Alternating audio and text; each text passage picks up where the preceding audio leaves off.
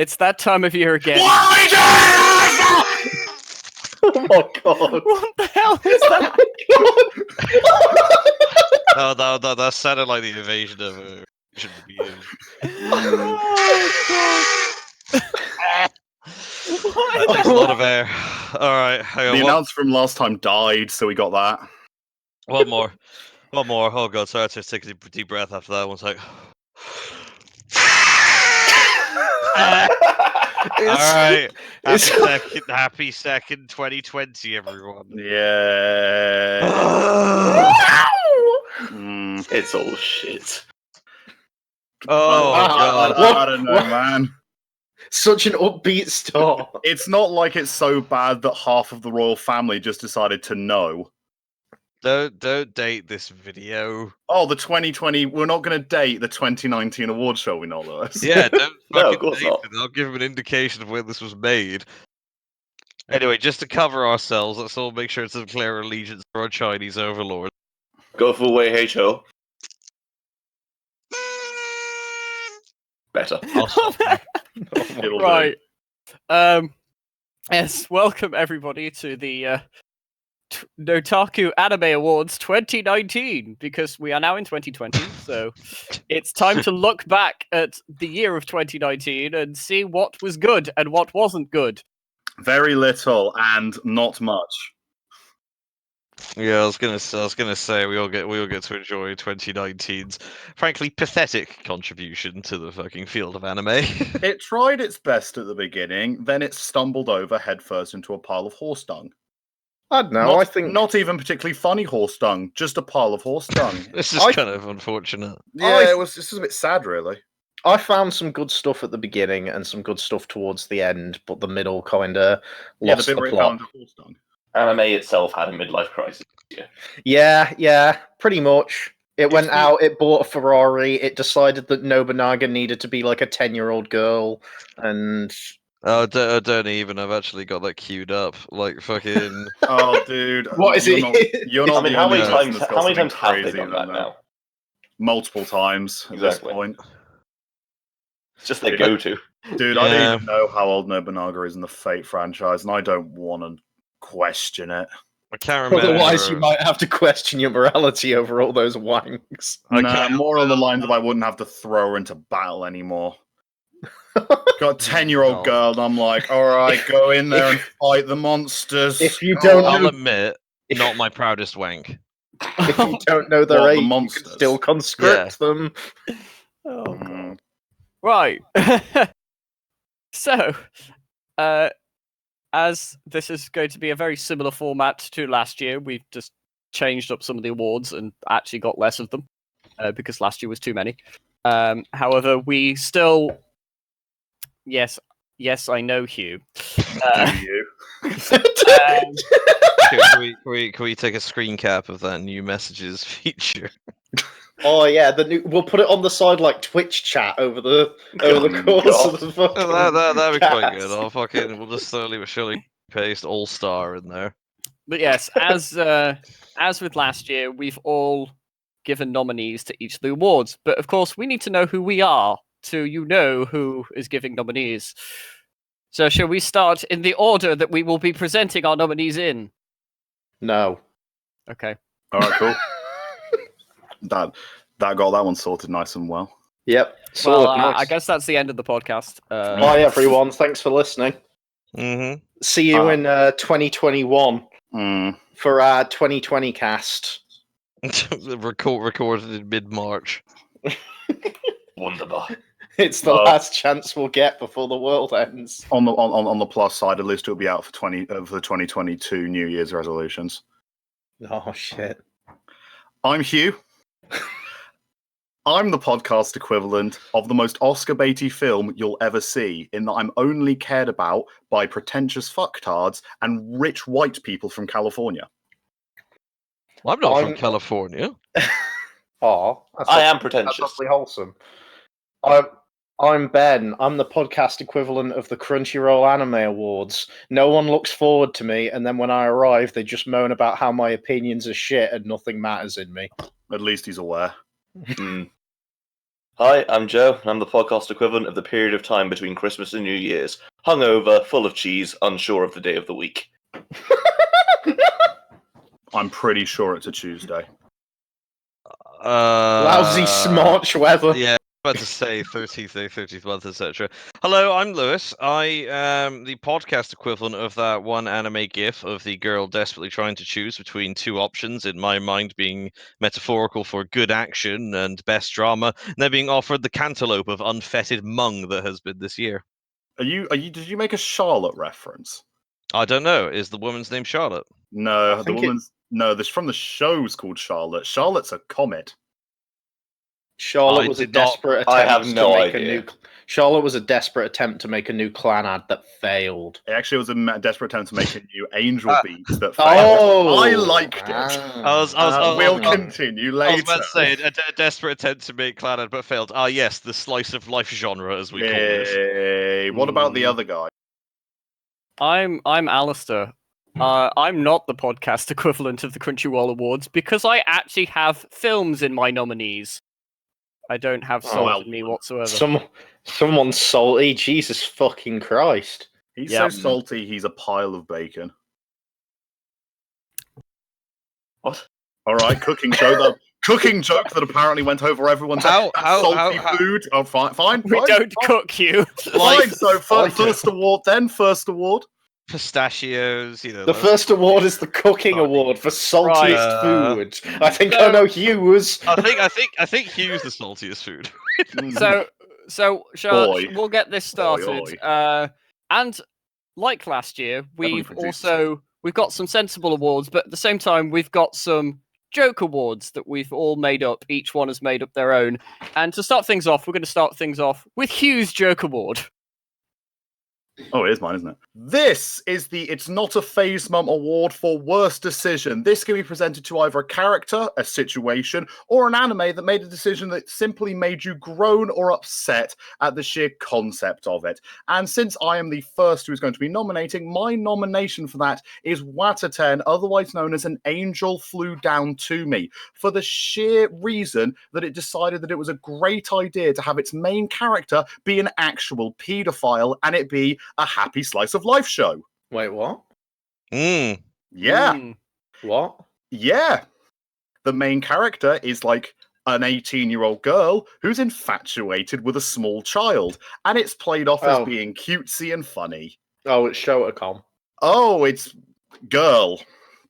It's Yuri bait as well. It's awful. It's a really bad decision because what's the best way to make everyone hate you? To literally have a criminal front and center in your show.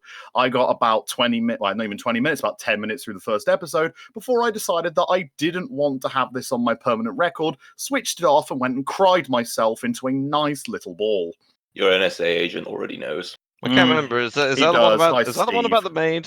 No, that came out the year beforehand. No, that's a different paedophile drama. Yep, I want to also nominate that one because I also got 10 minutes through that one and thought this is awful, but that unfortunately came out in 2018.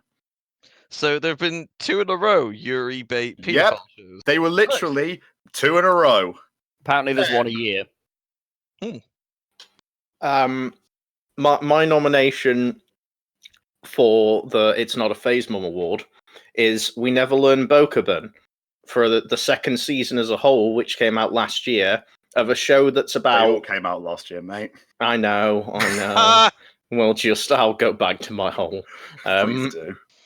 For a show that was about, getting people ready and pumped up for exams and which girl will he choose, that in the end of it decides to skip over all exams into the future after all exams have happened and not tell you which girl he chooses and just post a silhouette teasingly of which could be a few of them, and people now speculate which one it could be and just go, yeah, it's over. Read the manga, Ben. But the show made the executive...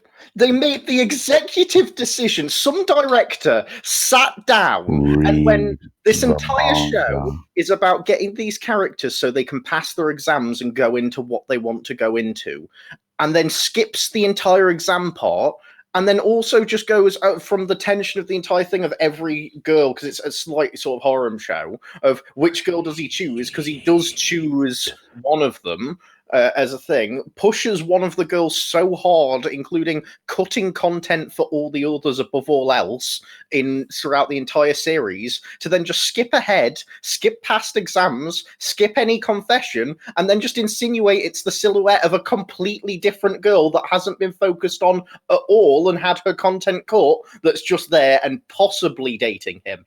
It's in fact the How I Met Your Mother of anime. It's the How I Met You Mother of anime of just, whoa, guess I'll go. Can I bang Robin, kids? I'm glad you put that there, Ben, because that was nearly what I put. I nearly put that. I'm glad you put that there. I agree. I completely agree. They should have just not done the after credit scene and it would have been fine. I just can't believe a show that has build-up and is based entirely around picking a girl and these people finishing their exams, and it skips everything to do with both of them. I just can't comprehend the design choice or directive decision to just go, fuck the premise. Much like the police. Fuck them. Oh, I believe that was his end goal. Joey boy. Anyway, well, my nomination for the It's Not a Phase Mum award for worst decision goes to basically the entire anime community, because they voted on this kind of crap, and if they had done a good job, we wouldn't have to do a real one. So, thank you. Thank you. That's pretty much it. Everyone's decisions that are terrible. Fine. I've looked at the Crunchyroll Awards this year. Ugh. Finally, I get to give myself an award. You really do, Hugh. What a fucking meta. It was very meta. It was a shame that this was the first award. Oh, Joe, you've broke the fourth wall already. Fuck. It's just saying us that to have good opinions, which is always a dangerous game to play. Yeah. I mean, this is why we're doing our own award show, because the other ones suck. Yeah, I said that. I can't disagree with you at all on that, Joey. It's an incredibly fair point. However, also it means our opinions suck, and as does this award show. Finally, we're Demonstrate. getting it. I was going to say, we're admitting it. As long as one person, as long as you disagree with one of our awards, it means our opinions are trash. Yep, embrace it. Feed on it. Baby. Let the hate flow through you. Oh no, I'm also fairly depressed by this fucking opening joke award. Mine's also paedophilia. It's Nobunaga's Nobunaga pedophile son. Like, I don't know. Should we just combine it together and just do that. Like, fucking, I don't even know what to say. I like to think that it sort of speaks for itself, because, like, I don't know, man. Like, you know, you should probably just keep it to yourself if you're an anime director who wants to stick it in a little girl. You know, probably the worst thing you can do is, like, make an anime about it, especially if you're infatuated with Oda Nobunaga's wife, which is, you know, maybe also wants to be Oda Nobunaga, probably a better person. I don't know. I just don't know. We've already talked about this. Pedophile bad, Alistair. Yes. I thought you were going to say pedophile bad, Alistair good. And I was like, that is also true. Pedophile bad, Alistair good. Right. So mine's a bit different to everybody else's because it's actually a show. Well, no. What I did was I've picked a character that made a bad decision. This is not a bad decision plot-wise or makes the show bad or anything. It's just the decision that this character made was stupid, and the show taught us a very valuable lesson of not to trust hot women. As I say, Naofumi made a mistake by trusting the first hot woman he saw. Naofumi made a mistake by being in that show. Naofumi made a mistake. The Shield Shield Hero. Hero boy. Oh, right. It will not As be in, the you don't first trust hot time women. that turns up. It also not be the last. It's sadly true.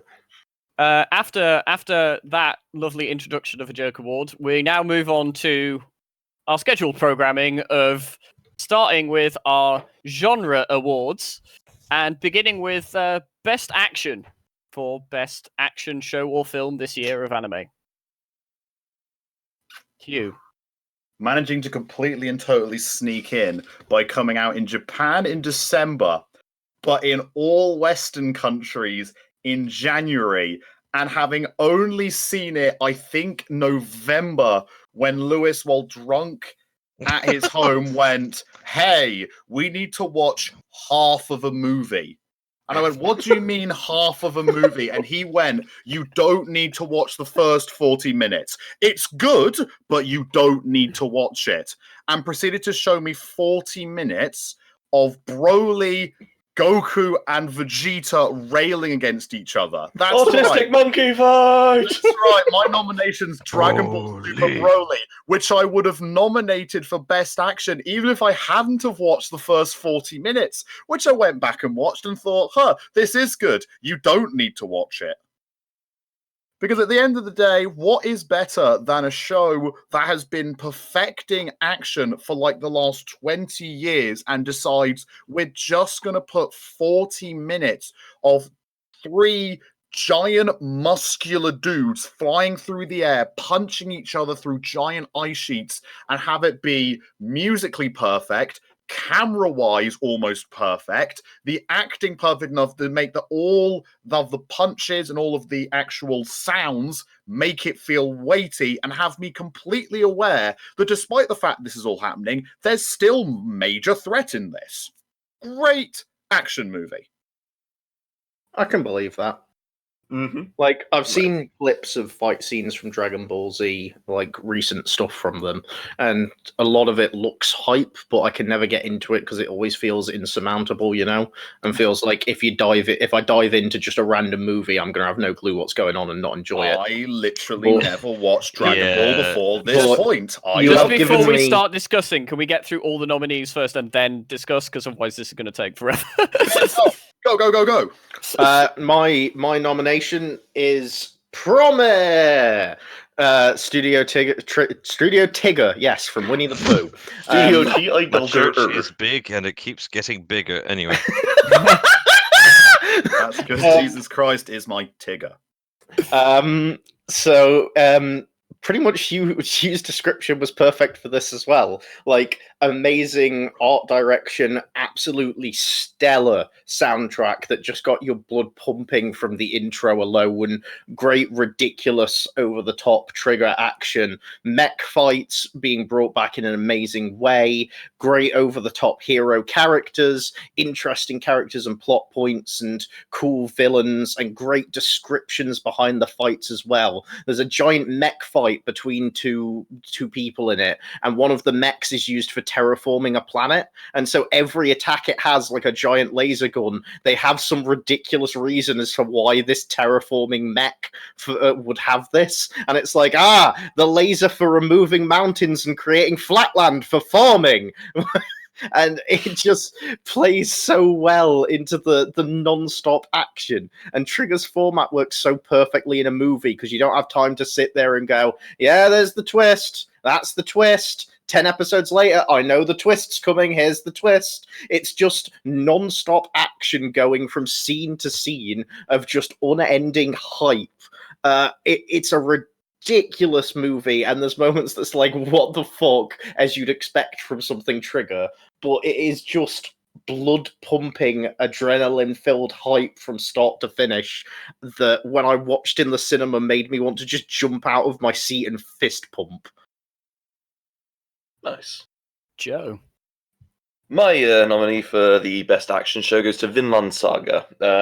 It doesn't particularly have the the hype going for it in terms of its action scenes, but I think they're the most consistent and nitty gritty for the award. It's perfectly happy just to have a dudes lopping each other's arms heads off, but it's so consistent with your characters. You've got your people who are shown to be bigger, stronger than the others, and they can do quasi superhuman stuff, but it's never like a random burst of it. It's always this is this character, they're freakishly tall and strong, and they'll just be that throughout the entire thing. It's nothing ever feels out of place with its action. It's always completely believable to itself, and I've thoroughly enjoyed every second of fighting in that anime, which is admittedly most of it's Vikings, a lot of the time on drugs, beating the shit out of Englishmen. Everything you can get behind. that's practically how I was brought up to believe in. Basically my family lineage. Lewis. What about me? No, sorry, I'm not really used to these segues. I'm just sort of like, yes, person, like, just I want to give an appropriately long amount of time for someone to like come to the stage. But anyway, my best action was going to go to the Broly movie, but as much as I like the Autistic Monkey Brigade, I actually, on reflection, quite liked Attack on Titan season 3, specifically the autistic ape fight. Oh, you motherfucker! That was what I thought over picking that. I was like, oh, do I? And then It's good. It's just good, as you say. Like the thing for me which it achieves is the fact that, like, unlike Autistic Monkey Brigade, where you basically have no investment in the characters beyond their ability to out monkey each other, I like the fact that in Attack on Titan, like, all the combat was A, bloody, B, visceral, but C, like, you know, you cared about people and watched them get wiped off the fucking map. Like, that's good. There's actual weight behind everything. But yeah, so that's it. It helps that I've had 3 seasons to get to know these characters, mind you, but you know, that's about the thrust of it. And baseball that apparently exists in that time. Yes, and that guy and that one monkey knows about baseball. We don't. It's one of those play a role-playing game, mention something from the real world, pretend nosebleed, carry on with your day sort of thing. I mean, it's reasonable. It's actually reasonable that baseball could exist. It's reason. Can we quote, like, there's the quote there? It's reasonable that baseball could exist, but yeah, no, like we found ourselves doing that over the weekend, playing some role playing. Hugh, Joe, and I, where we ended up constantly like making references to like authors and shit. So, how do you know that person? No reason, nosebleed, like that. Yeah. But no, I give it quite comfortably to Attack on Titan, I'd say. But it was a good year for action. I liked Attack on Titan season 4 a lot. It just worked. It was just it's the fact that Attack on Titan's gone through this weird arc of having a really, really good season 1, a pretty disastrous season 2, a getting better season 4, and an absolutely getting better season 3 and an absolutely stellar season 4. I disagree with your opinions on season 2, but I absolutely wholeheartedly agree that season 3.5, because the next one, season 4, is absolutely amazing. But yeah, it's just no, sorry.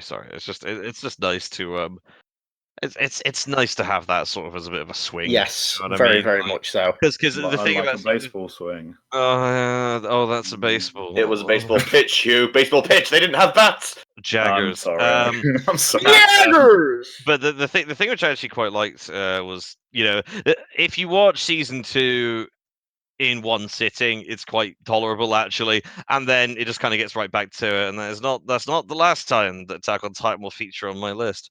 Now, it's not the last it will on mine either. All right, then we'll carrying on with the format that we've gone with so far. Alistair, speak. Oh yeah, I forgot you hadn't spoken yet. I might as well just leave. Like, no, I think it's interesting that we've actually all picked something different for this category, which basically shows that there's been a lot of good action this year. Mine. I wonder how many people predicted what I'm about to say. Mine's Fate Stay Night Heaven Steel Lost Butterfly, because I'm sorry. No one heard that, I'd like to point out. He said the second No. I got the Fate, and I could kind of infer from there. It's the fucking Fate movie. Like, cool, don't spoil it. I'm not going to spoil it. Wait, come on! I haven't watched it yet, boy! Fucking get on it then! It's been out for a fucking year! It's not on DVD in this country yet, and I'd rather watch it on Blu-ray. I've also not watched it because I'm waiting for all 3 to come out. Boy howdy, I sure did like that fight scene, Alistair. Mate, I've played if you could discuss something without spoiling it. I've played the visual novel, I'm fine. Yum. It's got good animation. Well, I might be spoiling one specific fight later, but we'll get to that. Sorry, I can't hear Alistair of you talking about an anime you've not seen. Could you just keep it down for a minute? I do apologise, mate. I'll be quiet and go back to my shame bubble. Yeah, thank you very much. Anyway, fuck off. So now I won't. This is interesting, as I've gone a completely different direction as last year. As I've gone something which has some very good one-on-ones. Oi. Like literally, the Fate franchise has always been known, well, especially like Ufotable's Fate has always been known for having really good one-on-one or one-on-twos or but one-on-one-on-ones fights within their shows. I believe that's called a three-way. Or Oi, oi. but yeah, like there's just so many good like fights in this, and in between each fight, there's so many nice like story and emotional moments. It's just glorious. I watched the first film and was like, this is good, and I don't know how they can top this. The second film, I think, is better, and I cannot wait for the third one. It's just fucking glorious. I can't believe it just looks great. Boy, howdy, I sure love that bit where one person with a sword hit that other person with a sword. Oh, just... Now Said you're every just- action show ever. There is one particular fight which is absolutely glorious, like amazingness in like 2.5 minutes. Mate, And that was the Saber scene I was Ultra versus talking about. It was the Hercules, scene cool. where... It was the scene where that nondescript individual hit the other nondescript Yeah, individual. that Descriptive one. image. Brilliant. You're right, Saber Ultra and Oh. Hercules. Wait, what? Spoilers! Fuck! I thought the saber had died. Dab. Dab. Dabs in Well, holy yes. grail. Well, Anyway, yes. I don't know why we fucking bother. I Boy, know. howdy, I sure did love that bit where Shinji got all his arms and legs ripped off. Stop. And I then the personally- stumps got fucked. And then Ryder fucked the stumps. I know. personally I enjoyed preferred that the bit where it's Hercules Sass- got ruined by Ant-Man going up in the back. It's a mess already!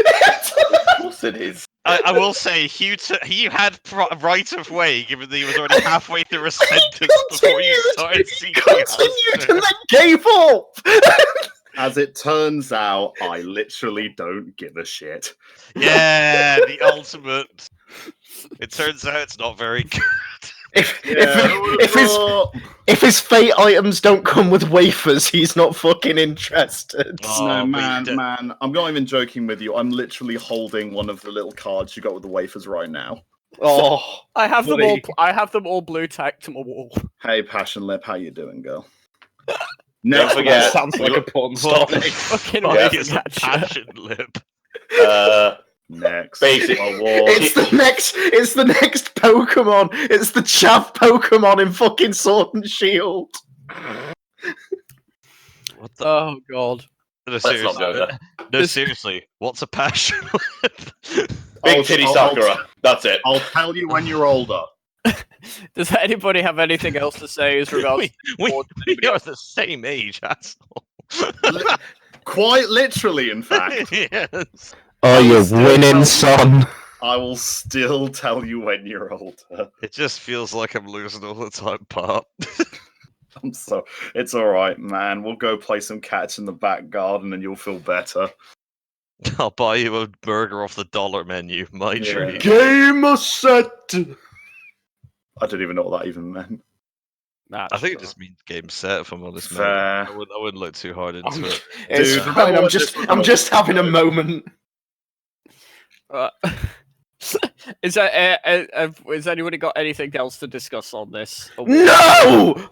Yeah, Okay. I mean, I think the 2 minutes of memeing probably told you as much yeah, as Yeah, I okay. mean, I wouldn't want to give away the game where the bit where Levi takes the Stanley knife and he puts it to the monkey, but I don't want to spoil Oh, it. Lewis, you can fuck off. We're talking about that, and you know it. I've just sat there and gone, hang on a minute, he's right, it is a Stanley knife. It is literally a fucking massive Yep. Stanley We'll knife. talk about it. We'll talk about it. Alistair, wrangle. Yeah, okay, so we'll move on to the next award in the list, which is the award for Best Comedy. You. I'll say, I will say about this fucking award, it was brilliant when I was trying to figure out anything that made me laugh this year. That I've I'm- ever. Oh, I had one You- show. You mean that one show that we've all chose? Hang on a minute. I think I did it last year. I'm going to do this. All who chose Kaguya-sama, say aye. Aye. Fantastic. Right, excellent. Alistair, which one did you pick? Well, I have a vague thing. I know why this, because I'm the only person who's seen the Konosuba movie. Fantastic. Motion is adjourned. Next category. Fantastic 1930s award.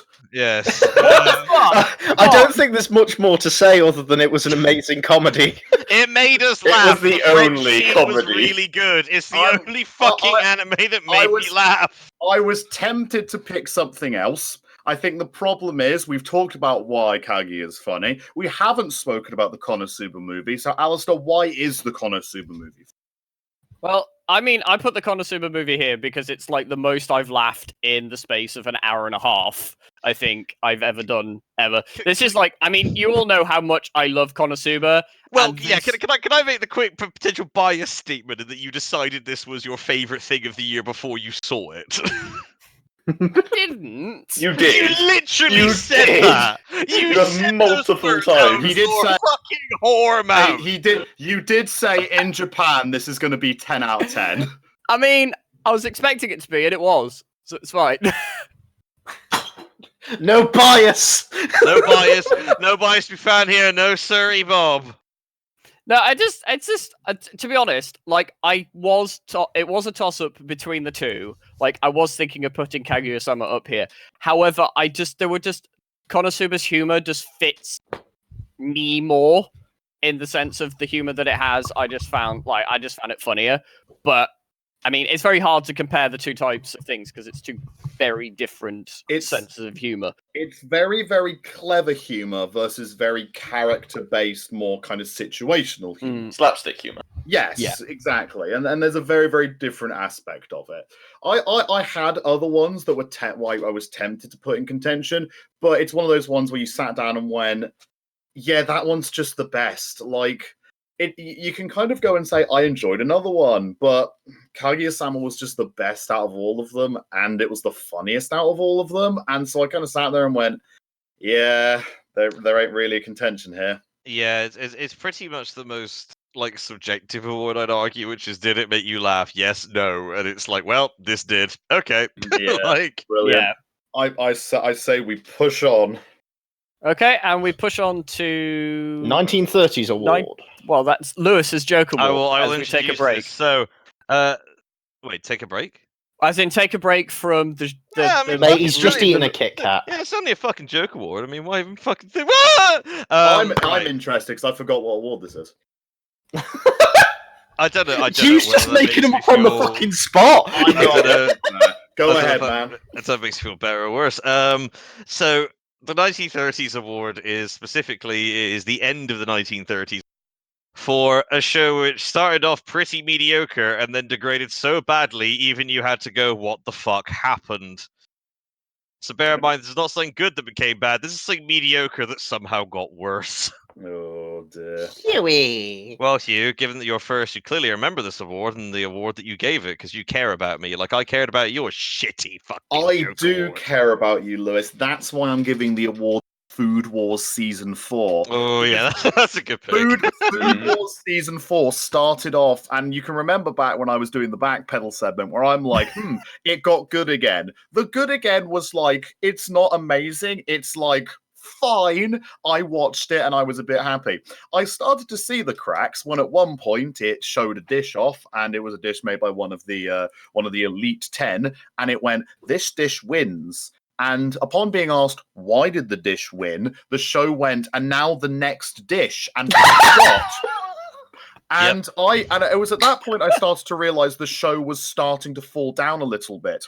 And as it slowly went on, it started to do little things that started to annoy me. Like it started to introduce the concept that, do you remember in the first 2 seasons where people's clothes would just fall off? And we were like, what a weird visual metaphor. Isn't this strange? This is when Seas Wars Season 4 decides, you know what? That's actually a plot point now. Because there's the main villain can literally make people's clothes fall off when he's had good food. And they actually used it as a proper plot point and not just comedy. And it was at that point I realized that the show that I loved was dead, and I was watching its corpse being puppeted like some disgusting Weekend at Bernie's style knockoff.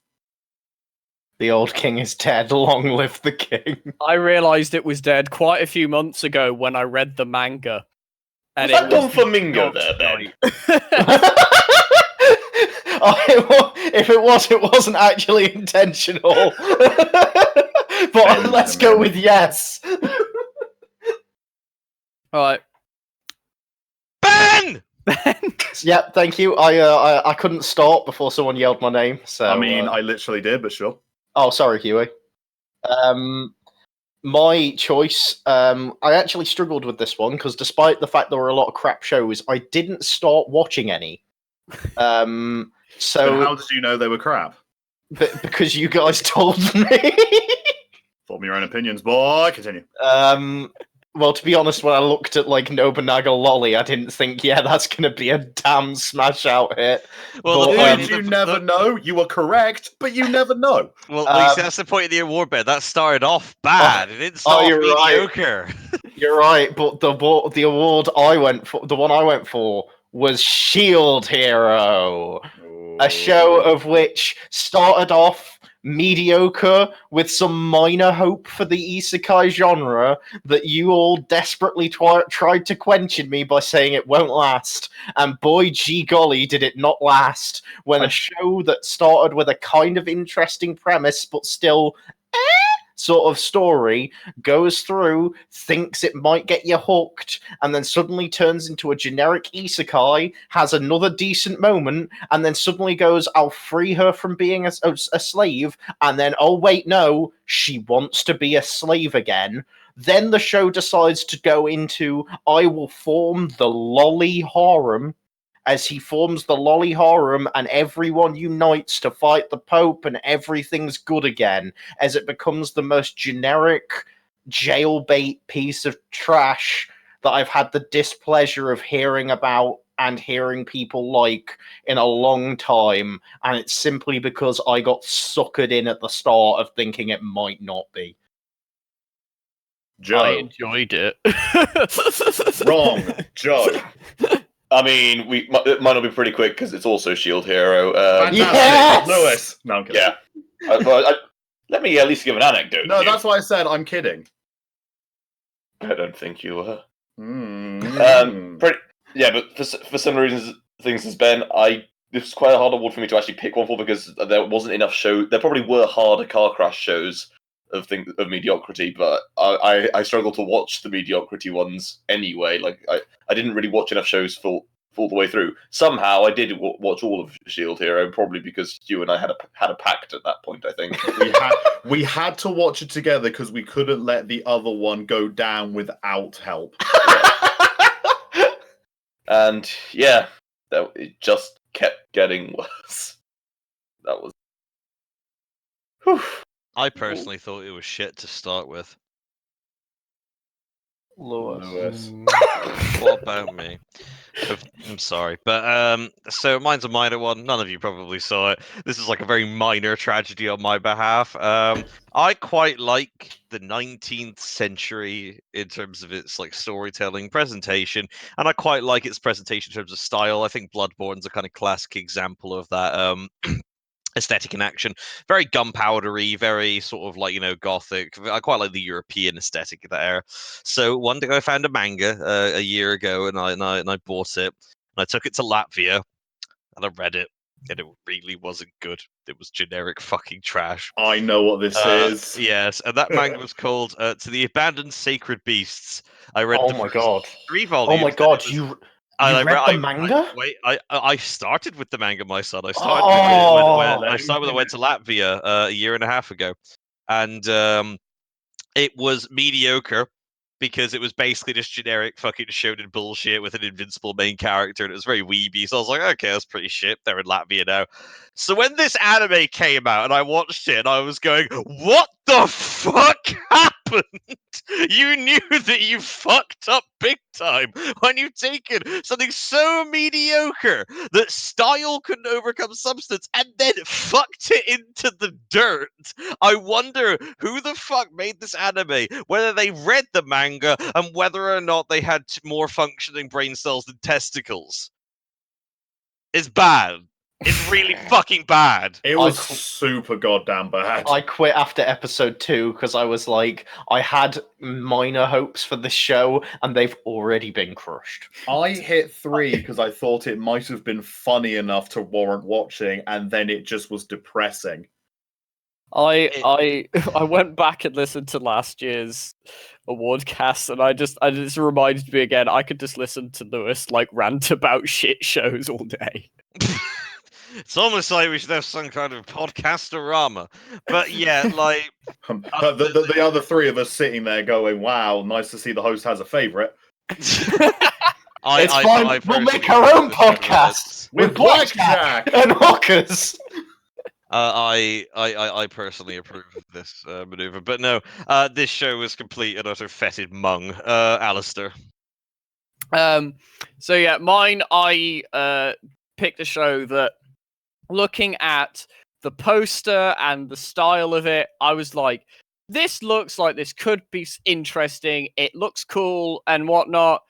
The beginning gave me some hope, and then immediately in the first episode probably went downhill very, very quickly.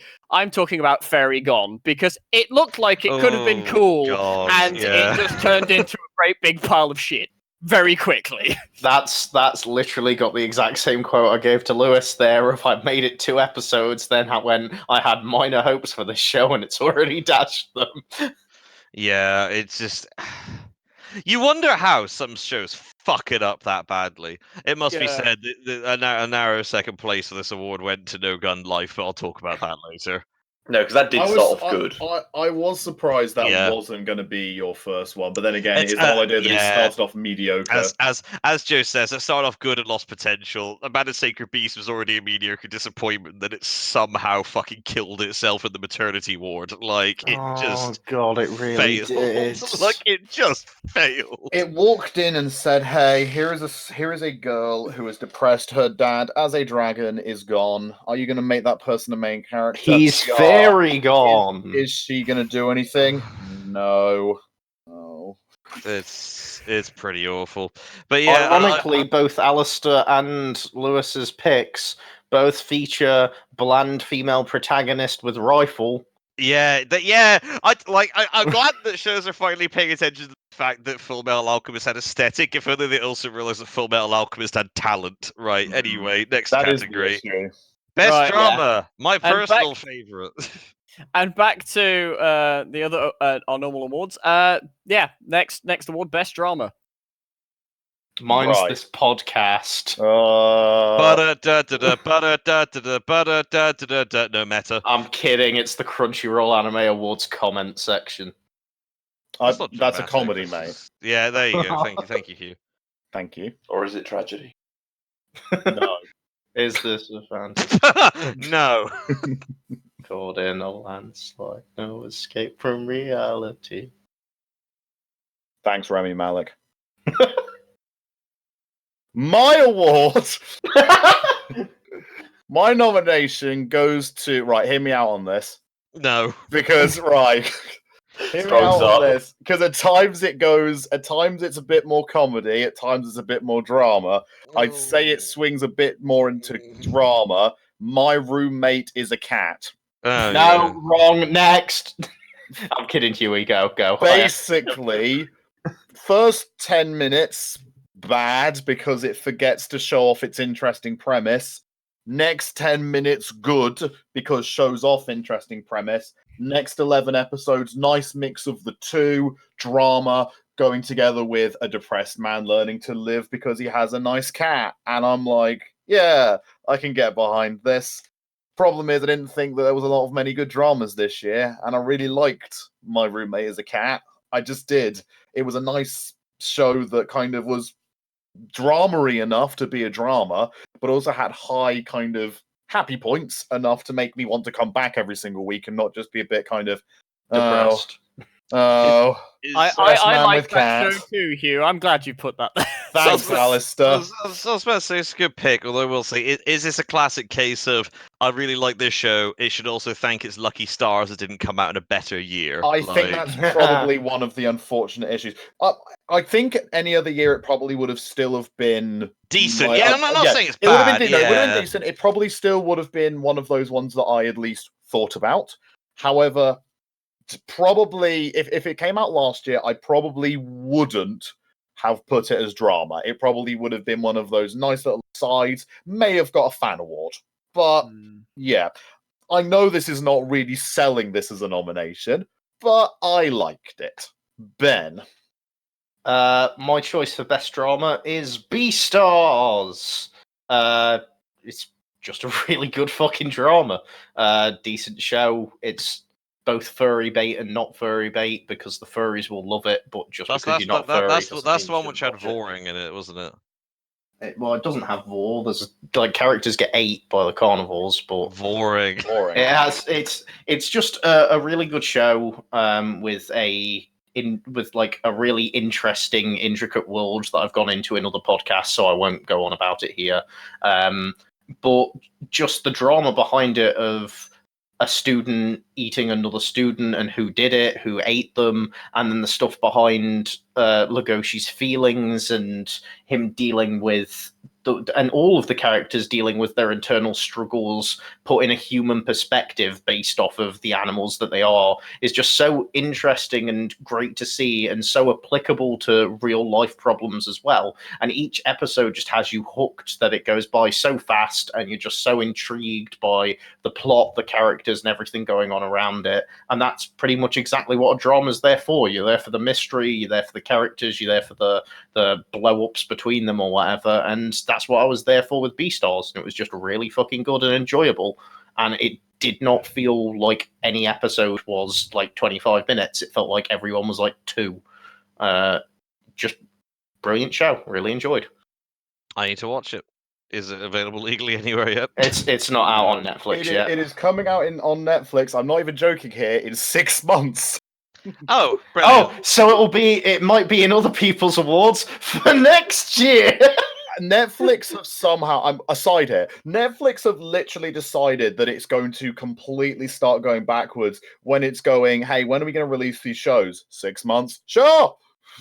It's done it with High School Girl 2, Beastars, and it's really starting to peeve me off. Yeah. It annoys me as well. We've got a podcast about that. Look in the playlist. Joe. No. Right. I'm giving the best drama to Dororo. I'm not really huge on a lot of dramas anyway as well. So like you said, this is a show that I thought had plenty dramatic touches to it. Very emotive for all characters involved. Even a lot of your minor ones was really good. Lots of storylines tying together and all that. But we've spoken about it a million times. You all know what it is now. Yeah, I think it is genuinely what I'd call a very good drama show, regardless of any other genres it is. Well, not touches on, it is based on, really. So yeah, Kyukimaru, Dororo, they are pretty dramatic. That's all I've got. Right. I also picked that television program. It He can probably explain it better though. It probably has some of the best stuff, drama scenes of the year. Definitely, I think it's got the best drama episode. Definitely, I think Singing Girl episode is potentially the best episode. Is potentially the best episode of the year, just in a general whole. So yeah, I can absolutely see both why you two have picked it. I didn't pick it that way because I weirdly don't see it as a drama. Yeah, I was gonna say its classification's a bit weird. This was a pretty shit year for drama, I'd argue. In the like, there's no real anguish, large creative projects like Devilman and the like, you know. But like, I don't know, like it kept the scale of its story small. It kind of mires itself in the fact that the second half of the show obsesses over, but Hyakimaru, all these people, like, you know, if you get your body back, you're gonna fuck them up, and then Hyakimaru at no point turns around and goes, "Fuck you, man!" Why would Hyakimaru do I want single hands! shit? Mainly because he can't really articulate very well. Yeah, He still doesn't know how to say fuck. Yeah, I was gonna say all he knows how to do is fucking slap, but like it's He nice. can't even do the finger action. Yeah, it's the finger action. Fucking hell, Jesus! I thought we got enough of that Nobunaga wife. Anyway, that was a horrible joke that people are going to get on the replay. But yeah, the best thing is you cut out during it. hello, people of the No, you future. didn't. Enjoy my audio syncing. But no, I was going to say, like, I would call it a drama purely because it is dramatic. And I know that's a really weird way of putting it, but it reminded me a lot of a sort of traditional performance of, like, here is a wanderer, right? Here are your characters, the evil lord, the old man, the wisecracking sidekick. And, like, it's all experienced from the perspective of a man who has no perspective. So I'd call that tragedy and drama. It felt like Dark Souls. Did you just call Dororo the Dark Souls of Souls of anime? anime. Oh no! It felt like Dark Souls, a lone wanderer with an eclectic cast of minor characters that don't play a huge point on the overall plot, with a main villain that turns up nearer towards the end, but it's overarching in its simplicity. It feels like Dark Souls. Mate, fuck off! It's the contractor of anime. Don't make jokes references people won't we get, don't Lewis. get. That's your thing. Oh, my apologies. I'm sorry if I'm one fucking fan. Would you like to play some tabletop at some point? Then you can get that joke. Anyway, You were fucking had a it's go at me coming for doing out the exact soon. same thing every cast. Alistair. the difference is I own it. All right. Alistair.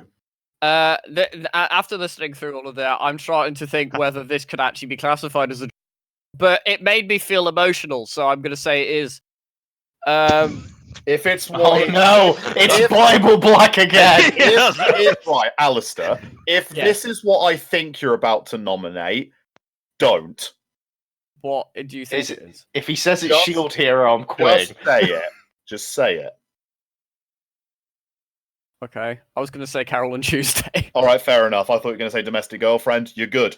No, I'm going to say Carol and Tuesday because this show, when I watched it, was just like, it made me feel so many different emotions and so many different things of, yes, I don't know what it doesn't really, I don't know if it really has a classification of what it really is classified as, genre-wise, but I just thought it's probably the best drama I've seen all year because of just the story and whatnot that goes into it. It's just great. Everything about it, I love. I just love all of it. The characters, the story, the way all the story mixes in and develops throughout the whole thing, and just the messages that it's trying to get across, and the emotions it brings up. It's great, and this won't be the last time I talk about this show, so I'm not going to talk about it forever. I can tell you for free, looking up the classifications, it is a drama. I do have this on my list somewhere as well. They also call Cloud had a comedy. Well, it is. I fucking loved it when that fucking robot fell over. But anyway, metaphor. I clapped when I saw it. I clapped when I saw the robot. But like, I'd call it a drama. It's definitely not Greek tragedian, but it is more on the side. It's teenage. It's teenage angst drama. That's fine, by the way. I like the show a lot, but it is teenage angst as a drama. It's not like it's not like your people dying drama. It's just about the story vastly centered around a lot about how people feel in what it feels like to be alone, and everybody, it's like there's a lot of characters in it that feel alone in various different situations because of their various different backgrounds, but they all have this common thing of they want to find someone to essentially be their friend, or be something to make them whole or stop them from feeling alone. It is very, very, very emotionally charged and very good. It's the EastEnders of anime. I feel bad having said that instantly because it's really not. It's a really good show. Every single one of us just stopped, looked up, and just went, "What is he talking about?" like Ben. Every so often, you will say something, and I will just be like, "What?" Mate, if you think about all the points Alistair just made, EastEnders also ticks every one of those boxes, except the being a good show. The problem is, I kind of already have a show that I nickname as being like the EastEnders of anime. Is it EastEnders but animated? No, it's Scum's Wish. Oh god! Oh fucking hell! Oh my god! Yes, I get that. Scott, right? Scott just came out. Love you. I'll tell you about it later because it doesn't really. It's like 3 years old at this point. It doesn't matter. Daddy. Alistair, put up a picture of Scum's Wish for the viewers. We'll talk about Scum's Wish next podcast. Make a note. Carol and got it. Alexa, give me a 6-month reminder. Oh, Carol and God. Tuesday is good shit. Oh, this. Right. I agree, Alistair. Carol and Tuesday is good shit. I need to go and watch fucking Rainbow to fucking bleach my eyes. Next one. Right, guys. Our next one is Dest Slice of Life. Destiny! Oh yeah, I wrote. I typed that very quickly. Yes, our next award is best slice of life. For some reason, I typed Dest. Why didn't you just copy them? I did. Oh, Because I wrote them wrong in my Word file. Why did you... Right. Go on. Not to break order quickly, but could I give mine as a fucking joke? And I literally cannot think of a single slice of life I enjoyed this entire. go, Lewis! Go. Mine was JoJo's Bizarre Adventure, portraying the average life of an Italian teenager. Brilliant. Oh, that's amazing. That's getting my vote. Right, Lewis, do you know another really ironic thing? What? Do you know what my nomination is? Oh no! Is it's it not. JoJo's for Okay, not? I was about to say, surely It's- not. It's isn't. Goblin Sled. It isn't. Right. Hear me out. Oh, that's a good start. That's Is 2 this awards gonna in a be row. worse You've had than- to start with that. Is this going to be worse than I am Giorgio Giovanna and I have No. a dream? No, I have Edrem. Right, hear me out. Finjels. I'm listening. You I'm screamed hearing. that. I'm hearing. You screamed that in my ears once, and it scared the crap out of me. I can't remember what we were playing. You were doing something, and you just screamed, "Sticky finger!" and I jumped. Right, hear me out. I am distinctly aware that this is one of those ones where it's like, hang on a minute, that's not a slice of life. I'd argue Dr. Stone is a slice of life. I'd argue it's a slice of life in that it's not a comedy, it's not a drama, it's an adventure show, but the adventure is like a slice of both the. Thanks, Ben. Good to know that fucking fox he's murdering is still going. I was going to say, Ben, Christ. how is the haunted house? Eh, That old crone disagrees with your opinions. Right. It is literally a slice of life of this village that also happens to have a guy from the past making scientific advancements. Ish. I would argue it is a slice of life. Oh, this is an argument on your hands. Problem is now we're defining. No, Yeah. exactly. I would. Let's not have the argument because we can have the argument all day. We can potentially do it at a later date when we talk about what actually is this. Slice of life is such a nebulous concept because it's essentially just a way of describing he's back from the haunted house again. Do you know what? He left, which means that he didn't hear us roast him. So we pretend we didn't. We can just hear it on the replay. Exactly. So I'd argue that slice of life is such a weird, nebulous concept that really it's kind of used to just stamp on anything that doesn't have another like thing. Because I'm watching some stuff this season that's a slice of life, but isn't a comedy or a drama or an action. And it's like, what is this then? And I'd argue that Dr. Stone kind of sits in that exact motion where it isn't an action, really. It has a few action scenes, but I argue it's not action. It's not really a comedy because it does have comedic moments, but that's not the focus. It's certainly not a drama because it's not taking itself particularly seriously.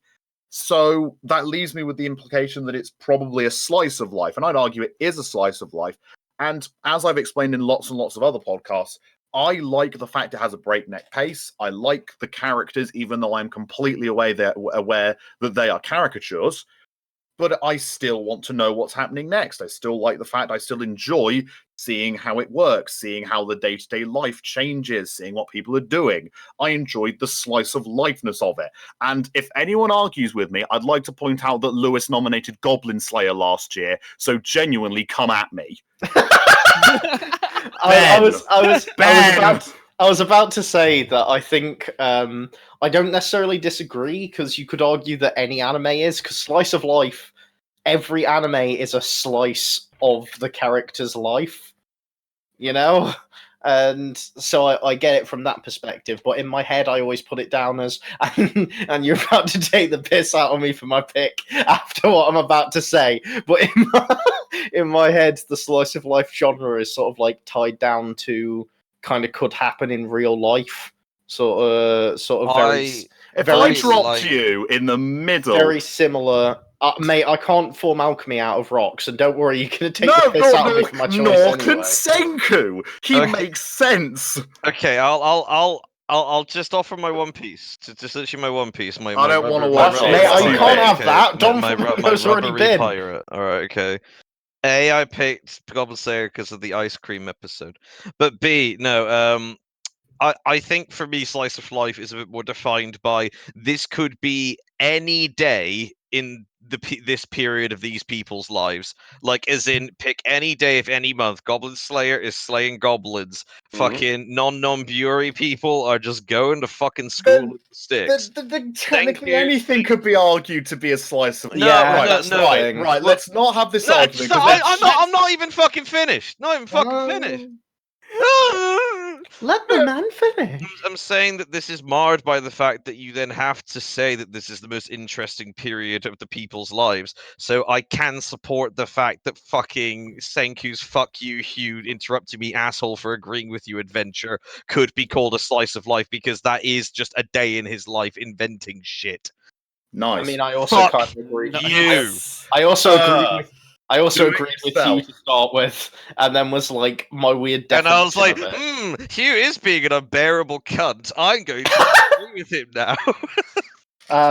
Look, Basically- I put my shield up because I knew I was going to get arguments. Look, I It's put not my my shield up fault because I I know my got- opinions are shit. It's not my fault I got defensive to begin with.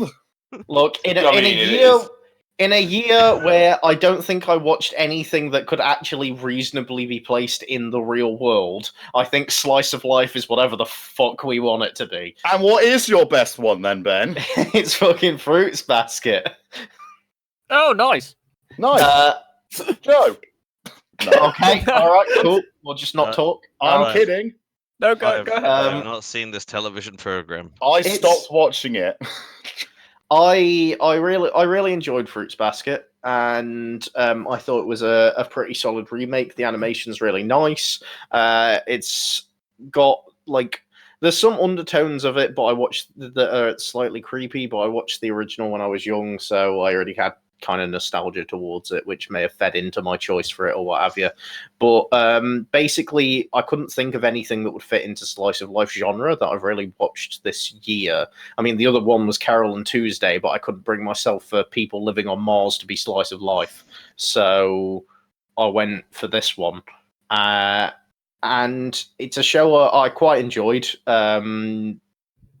Young girl, homeless, gets brought in by a family. Each of them turns into an animal of the zodiac when they are either touched by the opposite sex or bring out certain specific extreme emotions within them.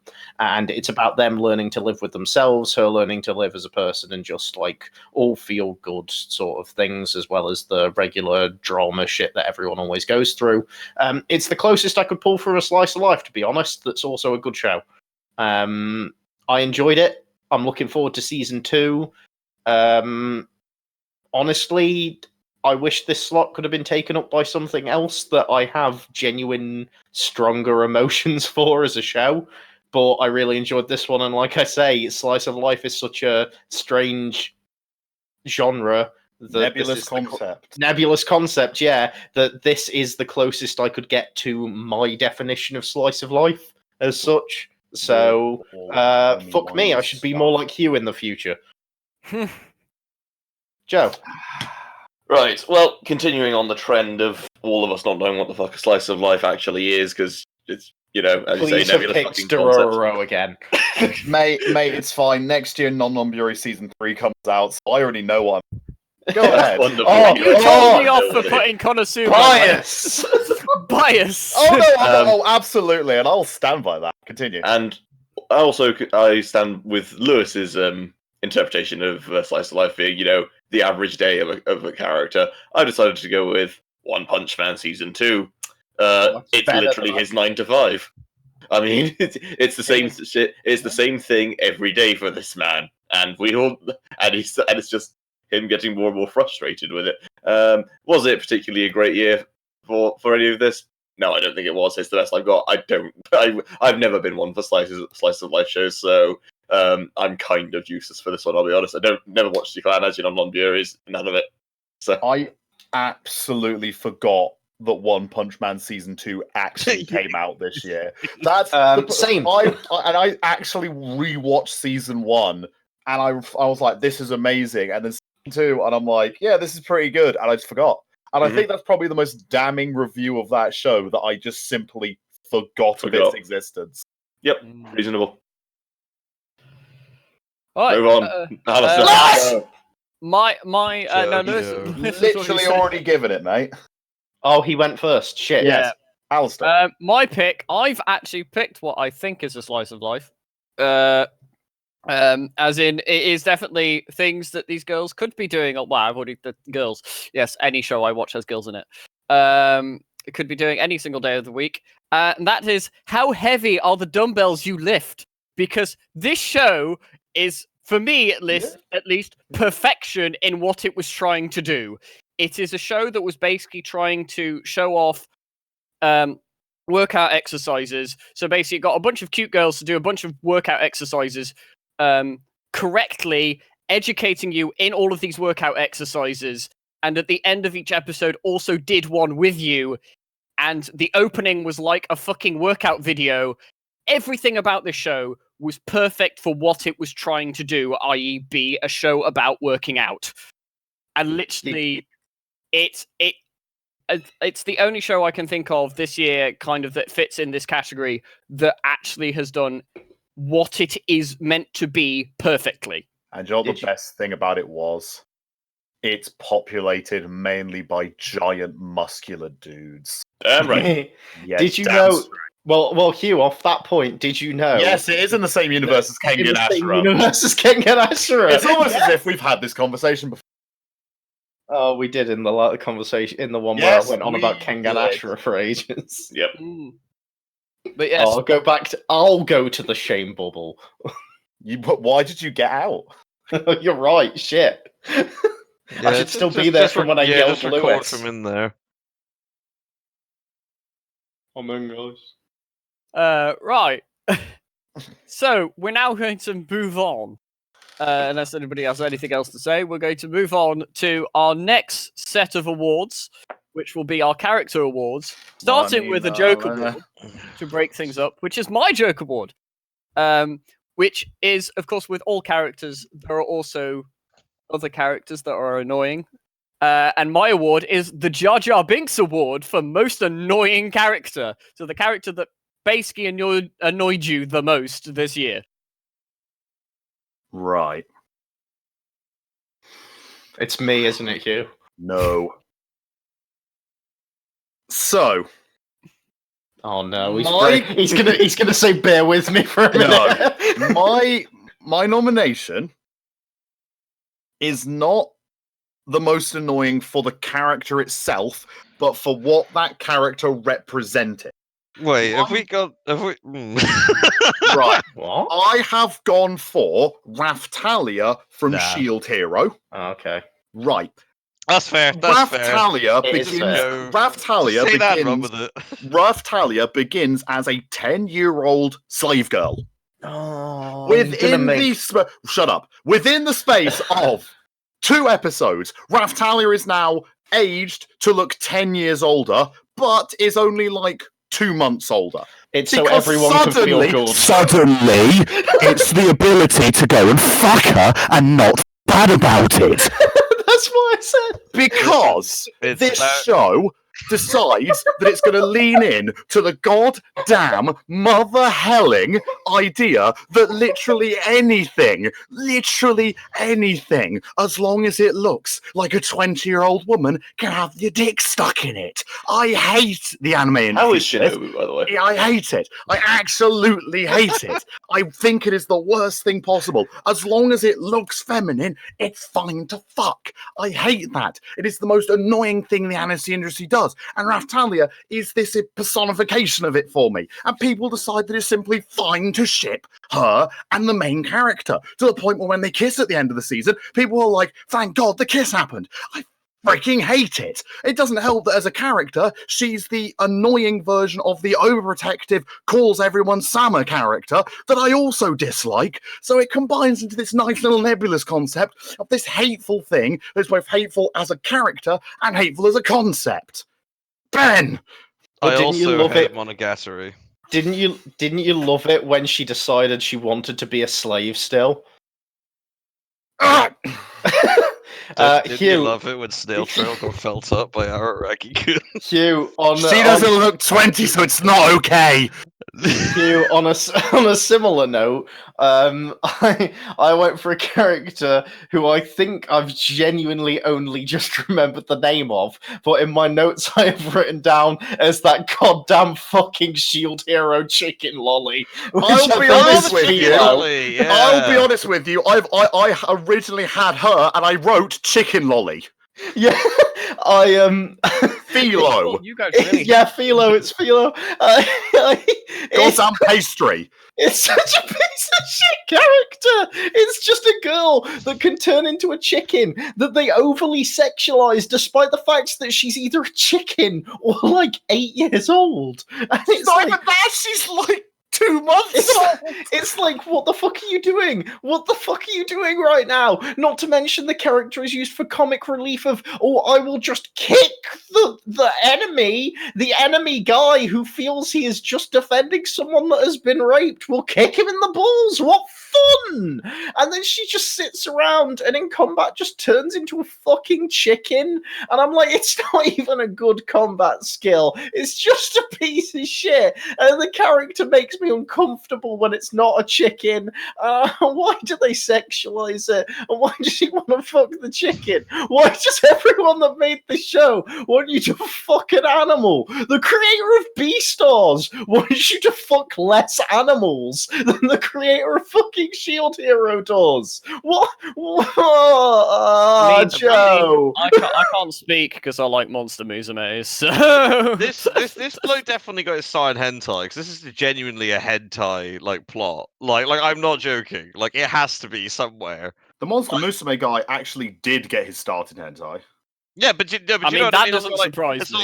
it's like you know, okay, I want to normalize some lolly shit. Okay, here's a lolly, drink this potion, it'll turn you into a 20-year-old woman. There you go. All right, then they fuck. Like that is a fucking plot line. I swear to hate God. it. I know. Actually, Joe, please.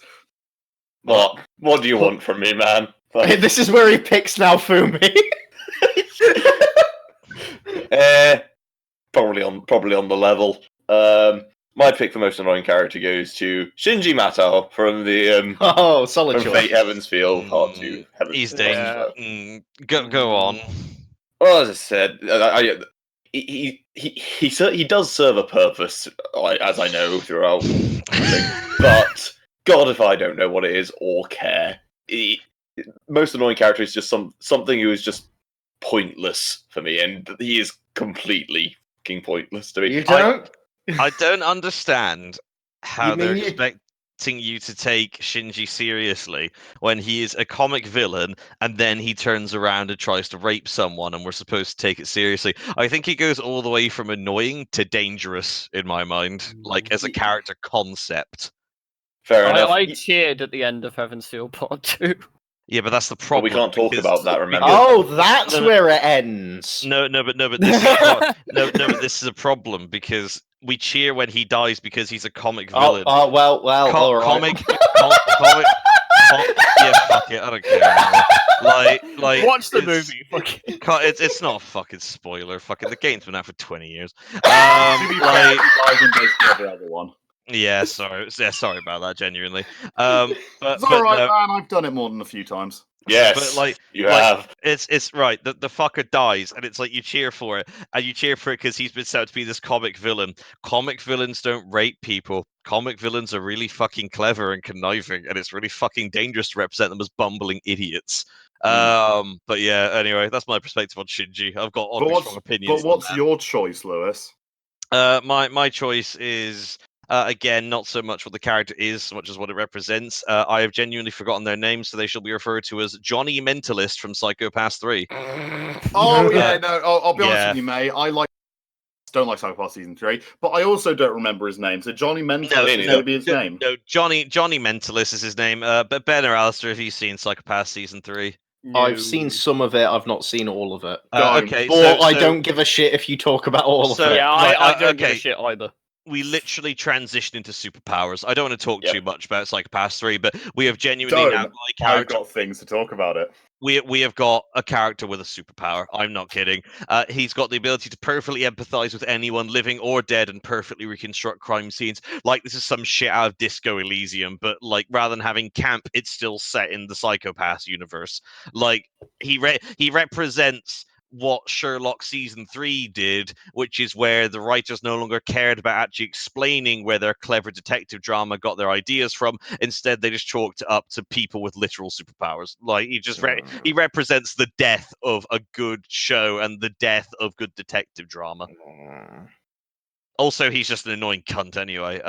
Alistair.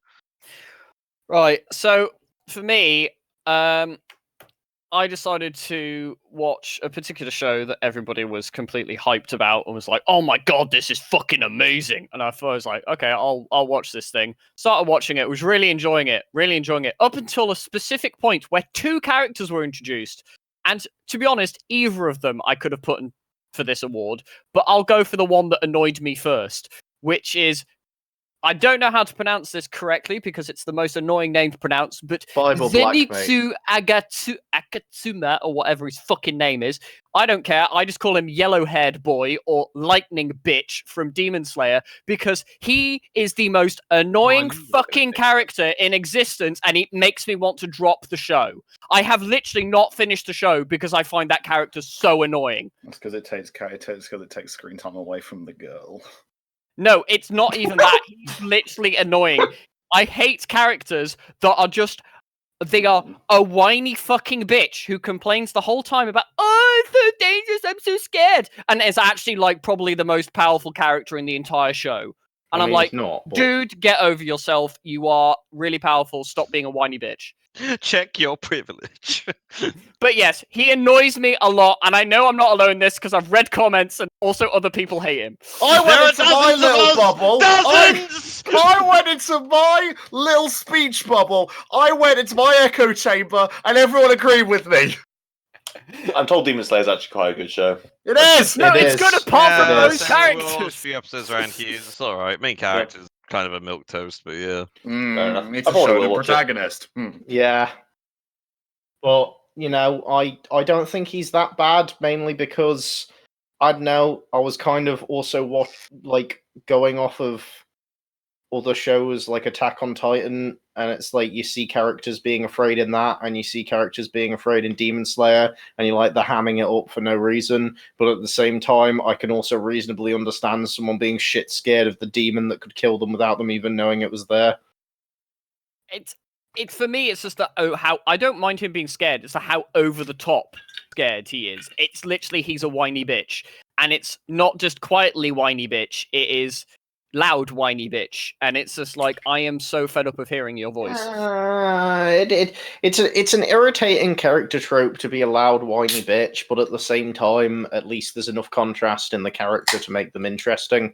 In my opinion, like, I'm not saying you're wrong. I'm saying, in fact, you're probably quite right. He is quite definitely, in my opinion, the weak point of the latter half of the show. But I didn't find him that irritating in the fact that he was a somewhat pimple on an otherwise very pretty face. I mean, I'm planning to finish the show, and I will finish the show, and I'm desperately hoping that there is some form of character development to him. But at the moment, he's basically been static and the same throughout the episodes that I've seen him in. But that's when the Spider Forest comes in. I mean, that's literally where I currently am. Just keep watching. I know that's not a great argument. It's the Final Fantasy X argument of it gets better after the 10th hour. I mean, yeah, but you're not wrong, Hugh. Like, he's a character that's there for progression, and as irritating as it is to say there is an annoying character there for the sakes of progression. It's almost as if character arcs exist. Yeah, exactly. Character arcs exist to make the character stop being annoying. It's almost like we should have a critical interest in neutral character arcs, such as Gilgamesh from Fate Zero. Who never changes and never will. Read up on this on my blog. He did. Read up on this on Lewis in his bubble. Yeah, I was gonna say I'm gonna merge from my faintly foul bubble in order to espouse how much I hate everything again. I don't see anything particularly wrong with the character who exists just to make progression. Just make them baller, I guess. But in other news, the best character award. Yes, the best character award is the I was kind of curious about this placement in the award of just slightly under halfway through the fucking like program. I was a bit curious about that choice.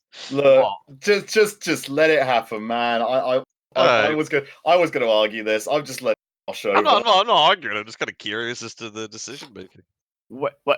as in just having best character to sort of like like how you typically these like award shows we like build up to there's a reason we don't have anime of the year at like the third mark. I am enjoying that best pairing is beneath best character. Well, no, I split them up into like sections. I get, yeah, right. Shall I? Stop I moaning mean, we about can the change the structure, order. We just can go roll. backwards. But it's Hyakimaru. Yeah. It's just thanks, Lewis. Me and you can do this one together, right? You're just Right, wrong. who? Yeah. Yeah, Yakimaru exactly. from Dororo. Yeah, it is right. Do you remember? Speaking of character arcs, yeah, I was going to say. Do you remember we were talking about character arcs? How about a guy that literally starts off as an emotionless robot who all he does is kill things and eventually becomes an incredibly well-rounded character and has a literal physical character arc of getting legs, arms, voices, eyes, hearing. But. Yeah, I like Broly too. Shut up. like you got a character who literally physically matches their own emotional character arc. I'm not entirely sure how you eat that in terms of sheer structure. It helps that Hyakimaru has character, is likable, and ultimately we all have a bit of Hyakimaru within us, specifically the really fleshy head part. It also helps that he is a character within a show that has actually got a good plot that is centralized around him, which means that the entire plot can rotate with him. Meaning that by the time we get to the 24th episode, not only have we followed him fully for 24 episodes, we followed that character arc for 24 episodes and the plot for 24 episodes. Meaning that we're completely invested at the end of it because we care about him. To the point where we could literally argue that him being kind of this, that he has got this quest that is a bit strange of like, he will kill X many people just to get his body parts back, which you could argue is a bit morally bankrupt, the concept of, saving the one for the many, but you're so invested in the bloke, you're like, yeah, I don't care. Give him his legs back. Also, they never actually give him a real reason to want to care about these other people. Like, exactly. Ever. Just works. Ben. He likes the singing. That's his connection to the world. It's the singing. And they got taken away. So initially for this award, I had written down as Legoshi from Beastars, but I had a change of heart. Literally, as I was coming to set up for the award, as I was thinking through best characters, it was one in my head that I felt like I picked based off of a character I really liked that had interesting character arc and things behind them and whatever. But there's just one moment that I've not had out of my head, the same as one character for their arc throughout the latest season and the entire show, and that is Erwin Smith from Attack on Titan. And I think he is an excellent character and one that isn't included much. And I know it's an odd pick, and I know it's not going to be a popular pick, but in my head, he's a man that had a goal, had a dream of things, got fucked as a kid, went through life chasing a dream, doing what he thought was best for both the people, but also ultimately himself as well, fires through all of that, keeps going and pushing humanity forwards, learning to make sacrifice along the way and everything. An excellent commander, brilliant speeches of his speeches to his troops, and in the end sits down and sits there and has the greatest human contemplation I've seen of, well, I want to live to fulfill my dream, to fulfill my purpose in life, but knows that's not what he should do. He should focus on humanity instead. And in the end, just sits there and accepts the cards and the deck as is played for him, and gives up on his dream, gives up on everything for humanity and for the people around him, completing his entire arc and person. And in the final moment, the feelings of emotion, the look on his face, everything that goes through just brought the character so, they're so human. And it's such a human character and such an amazing arc. And I know that I can't not be biased of thinking through other seasons as well, because once again, like Lewis said earlier, you've had 3 seasons with characters like this. So yeah, it's probably pretty biased in comparison to things just coming out here. But I can't not think at the character and just think, wow, what a fucking great character. What a great person. What a genuine human being. And it's just stellar. I just love the character. I love everything about them, and I love everything about, well, the stuff that happens with them in Attack on Titan Season 3 Part 2. I think it's the epitome of their character and a character arc, and ends it perfectly. I also have Attack on Titan later in this list.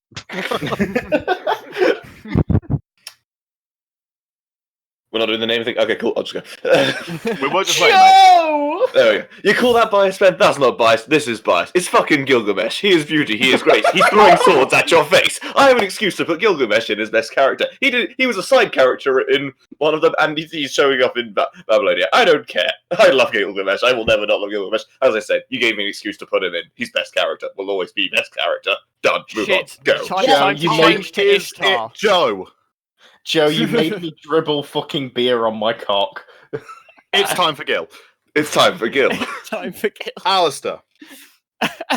This is when I'm like, no, time to change to Ishtar. No, seriously. No, for me, the best character is a character that, for me, brought something completely new to the rom-com genre, and A penis. No. And that is Juro from Oresuki, or I can't remember the English title, but Are you the only one that likes me? yes, that one. Oh, I have no idea what program this is. Remember the one I talked about? The Emergence one podcast Girl. where every single person's an asshole. Oh, Emergence Girl, right. That one. Yeah. My mind So- autocorrected as pick as Giorno.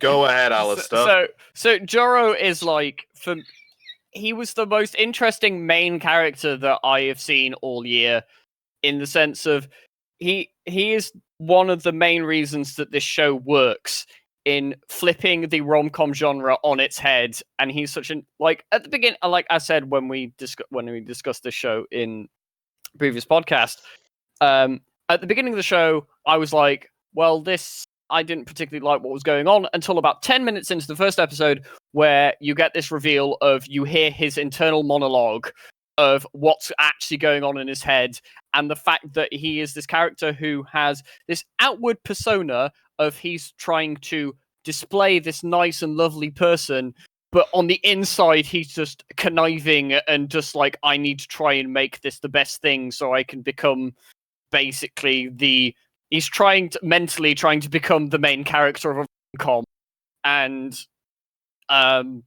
things that don't fall into place for him at the beginning. And it's just the interesting of just how the show develops, and just like hearing the different sides of him, and how he literally is a two-faced character. And he's just the most interesting main character that I've seen this year. I haven't watched Dororo, that's why it probably is not in any of my lists because I haven't seen it.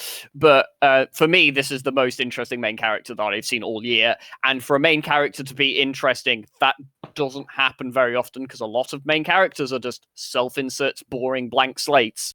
And especially in rom-coms, this one certainly isn't. And therefore deserves knowledge for bringing up for that. I feel like it deserves knowledge. It Does deserves recognition? knowledge. Does it deserve recognition? No, it deserves knowledge. Knowledge. And here, Alistair, I was hoping that you would pick Bench Kun. Now, here's the thing, Ben. I'm going to Bench drop Kun is you in the on this. antagonist. Ben, I'm going to drop you in on this one because while you were talking, Alistair, Ben texted me. He texts me in capital letters, "Oh shit, it's a guy. Alistair picked a guy. We did it, boys."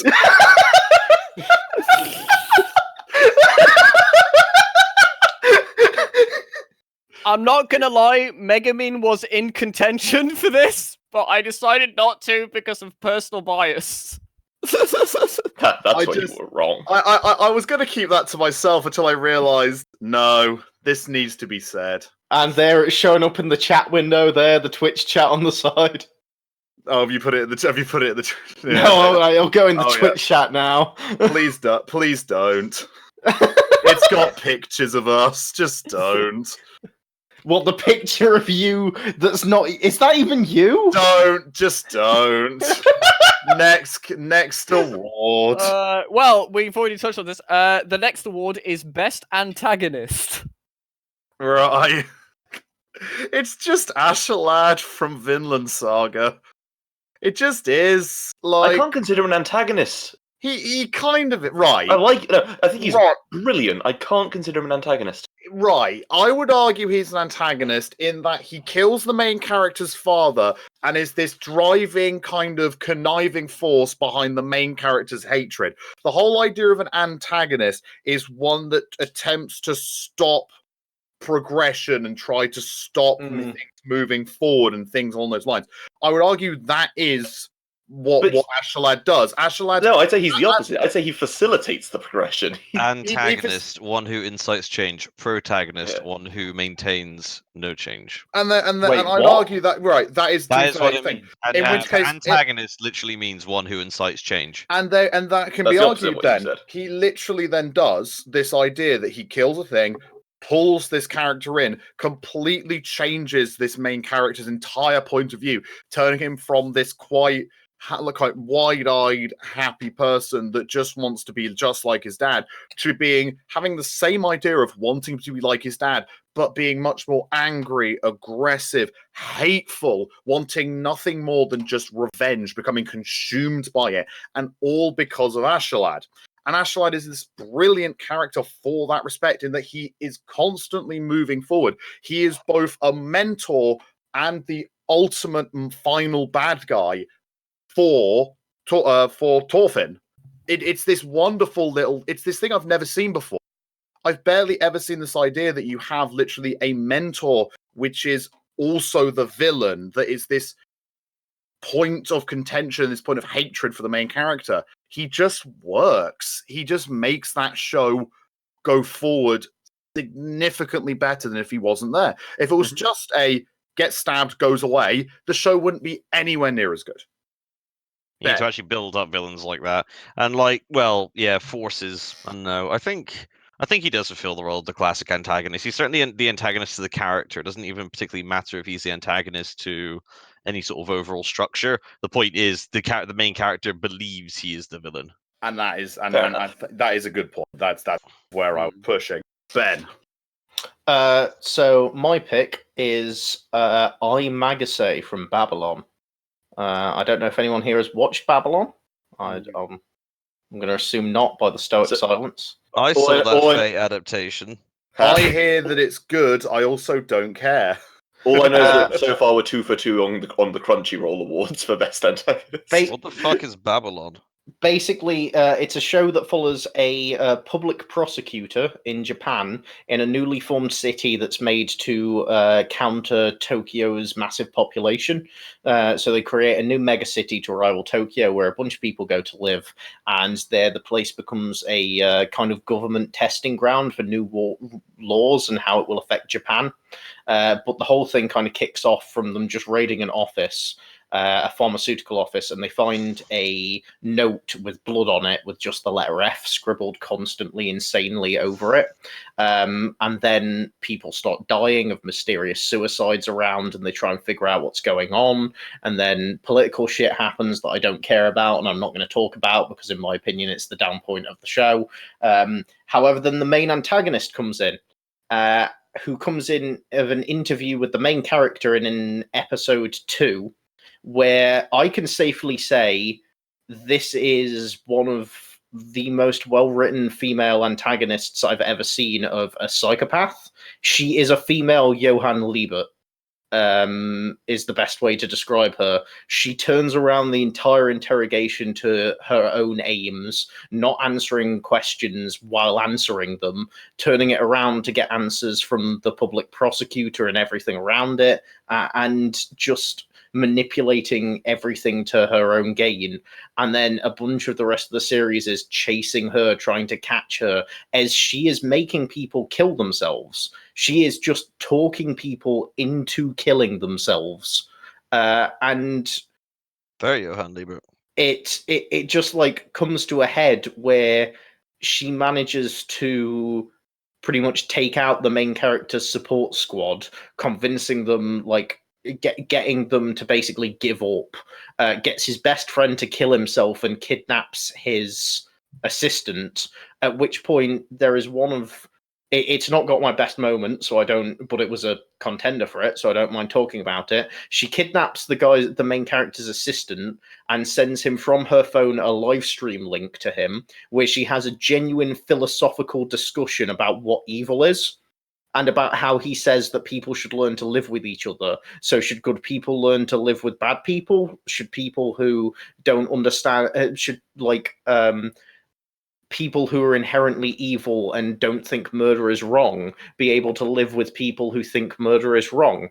And then goes on about how she's going to do a bad thing to show him what evil is because she doesn't think she understands it, and just has this philosophical debate with the live stream of this guy of how he's like doesn't understand what evil is, but don't worry, they'll figure it out together. As she is, and I'm fairly certain throughout the entire show, everything she has done since the time he brought her into the interrogation is to break this man, is to break this one single man, manipulating people around him.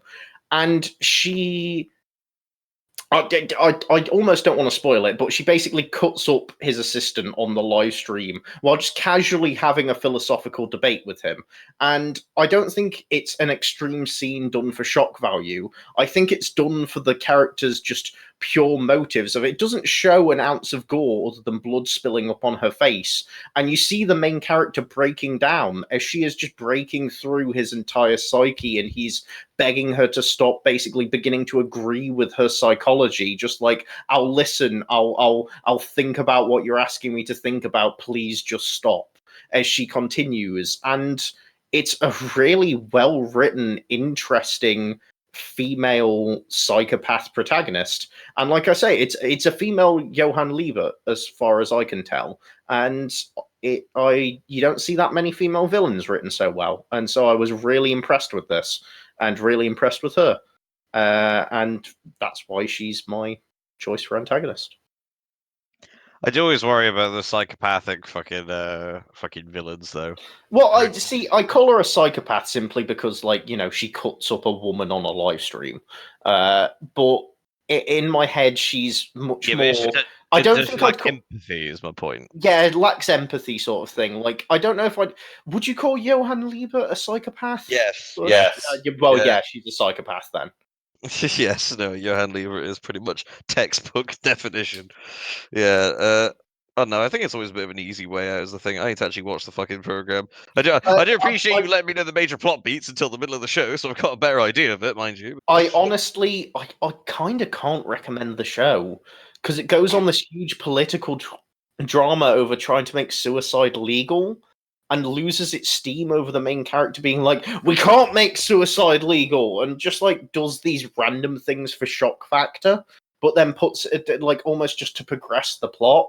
But then you've got this really solid antagonist, and I wish the show continued as the first 2 episodes started, and it went on as we got to hunt down this person that's convincing people to kill themselves with a bit of political drama in. I wish it then didn't turn on its head and go into this huge debate over suicide and everything going on with it. I still think the show's really good. I still think the show's really interesting, but I think that if you look at it objectively from the political point with that, it's also kind of mediocre from that. And so it's one of those where I struggle to recommend to people, but I still think the antagonist in it is very well written and a great example of an antagonist. Joe. I've not got much to go on here, guys. I did not have anything I thought was a particularly strong antagonist. I'm willing to accept your arguments of Askeladd, and that's probably what I'll put my vote towards later, like just as a general thing. So I'll give Broly. No, Broly's not the antagonist of that film He's anyway. The victim. He's the victim of it. Yeah. Isn't that the antagonist all along? No, Technically, it's his father. It's absolutely the guy who did nothing wrong. It's absolutely he did do nothing wrong. He did nothing wrong. No, honestly, I pretty much just give mine to administrator from Sword Art Online at this point. Just someone given keys to the world and goes crazy. Fuck it. I really did struggle to think of anything I'd consider a good antagonist this year. To be fair, she is the exact definition of absolute power corrupts absolutely. Yep. Well, very good way of doing it. No, because she was corrupt to begin with was the problem. She was just then also given the keys to the world afterwards.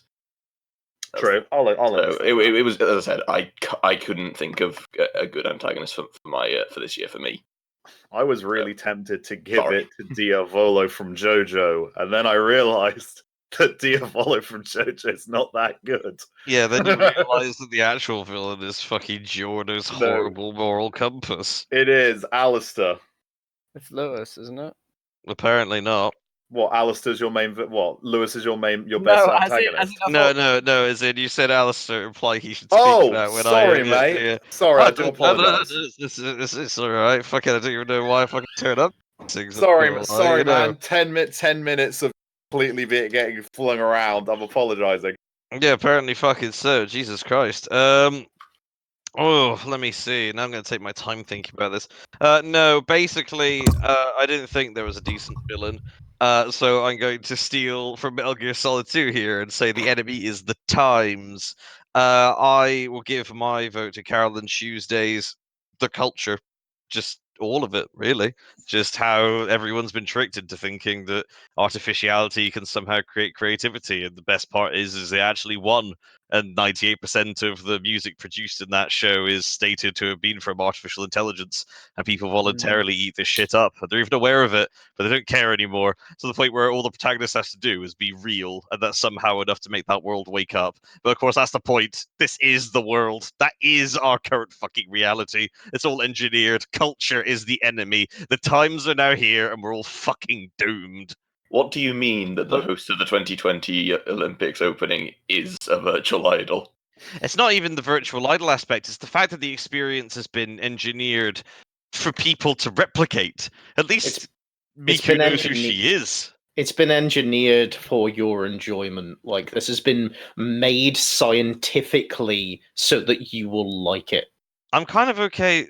It's just, yeah. Also, Lewis, this is the single most hipster answer that turned into the most existential crisis. Well, it's the main theme of the program, I'd argue, because it is, yeah.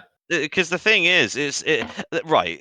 if it was engineered just to have it so that way the audience enjoyed it, that'd be one thing. It's the fact that the people who are singing it are aware of the fact that their stuff is engineered and don't care. The worst one is what Crunchyroll inadvertently called the actual villain of the program, which is the obsessive woman who's Angela. Angela. no, not Angela. Angela's the manager of That- the that's No, that's what Angela- no, Angela's the Angela's girl. the singer. Angela's the singer. Oh, okay, fair enough. But Well, she was on Crunchyroll's antagonist list, which I was wasn't wrong about that. very weird for me. Well, no, it was very weird because she's just an obsessed girl. But like one of the great tragedies I thought about that thing that only occurred to me later on was the fact that she sings her song La Ballade in French because she states that the language is beautiful.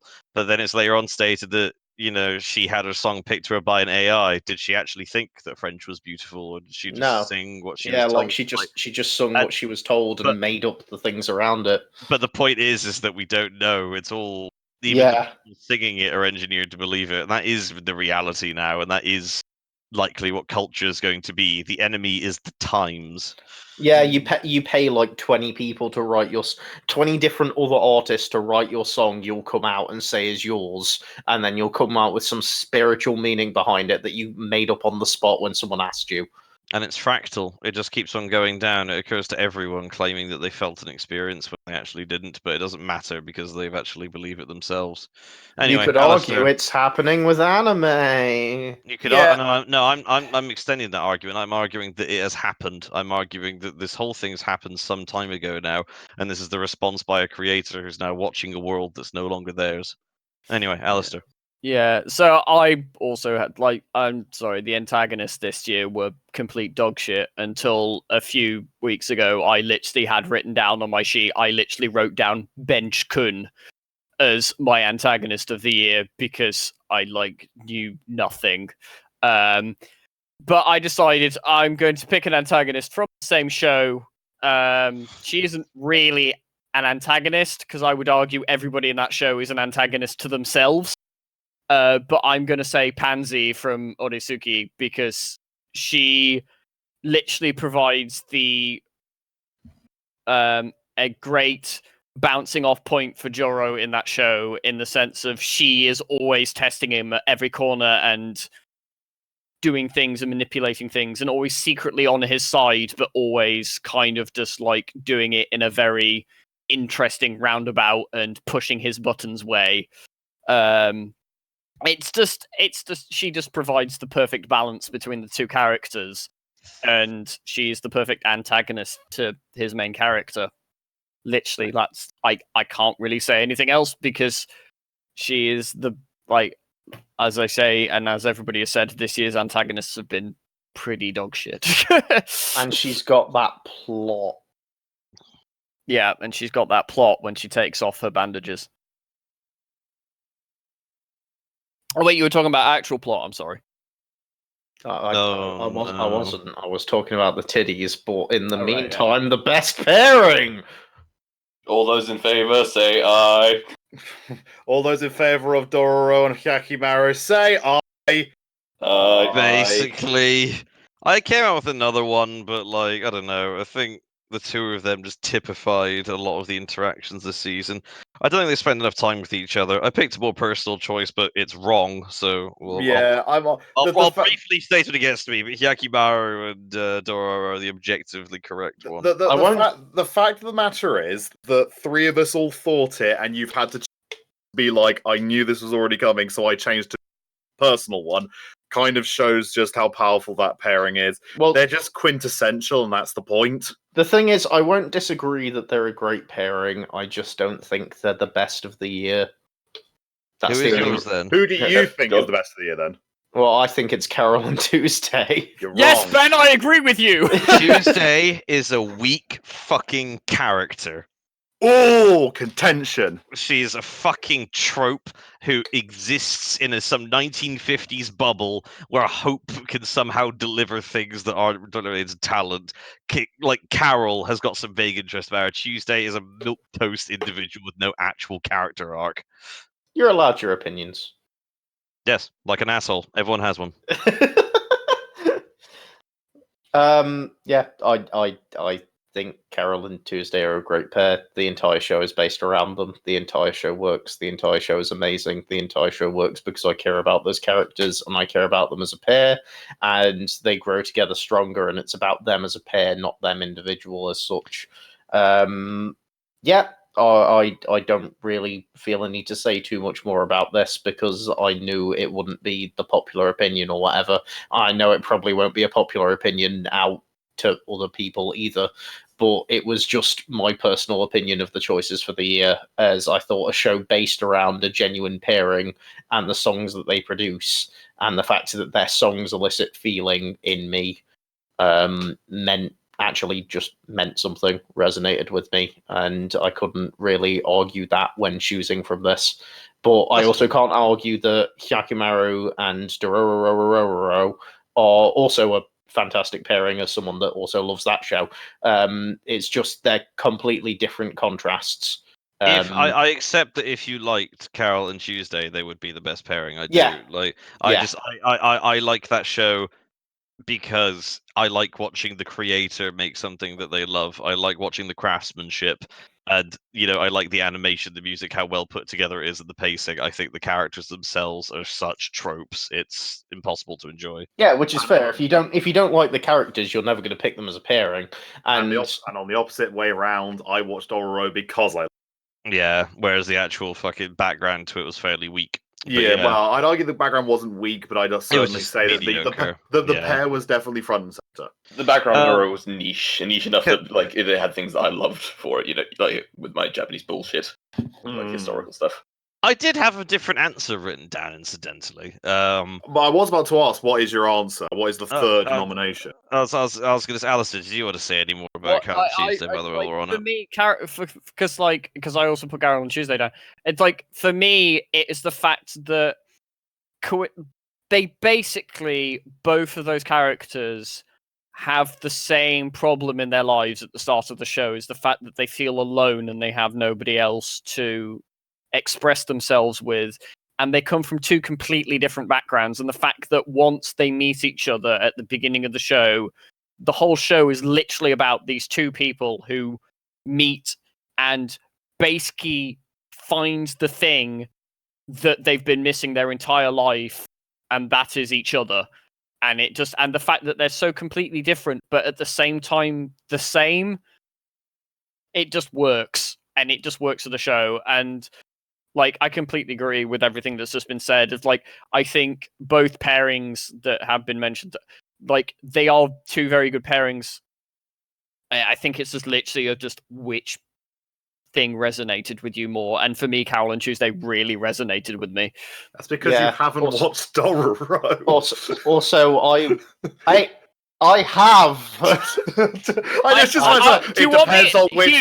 Hugh, shall I tell you why I haven't watched Dororo? Because you didn't like it. Because the premise of Dororo, absolutely, I literally have no interest in the premise whatsoever. I don't give a shit. So nice to know. So another one last interesting point on Carol and Tuesday. Sorry, Lewis, before I let you go on. Sorry once again for the interruption. But I started following the Japanese Instagram that came out for them when the show was airing, as I was watching it when it was airing. Gram, are we? And there are photos that they take in the show that you don't get the right shot from that are posted on the Instagram. And things like that, with little comments from the characters that just bring them that much more alive and make them feel like they're actually taking these photos and having this, especially when you're following along with the show. Is this it? Is this the modern read the manga? Is this what we've gone to? Subscribe to the gram.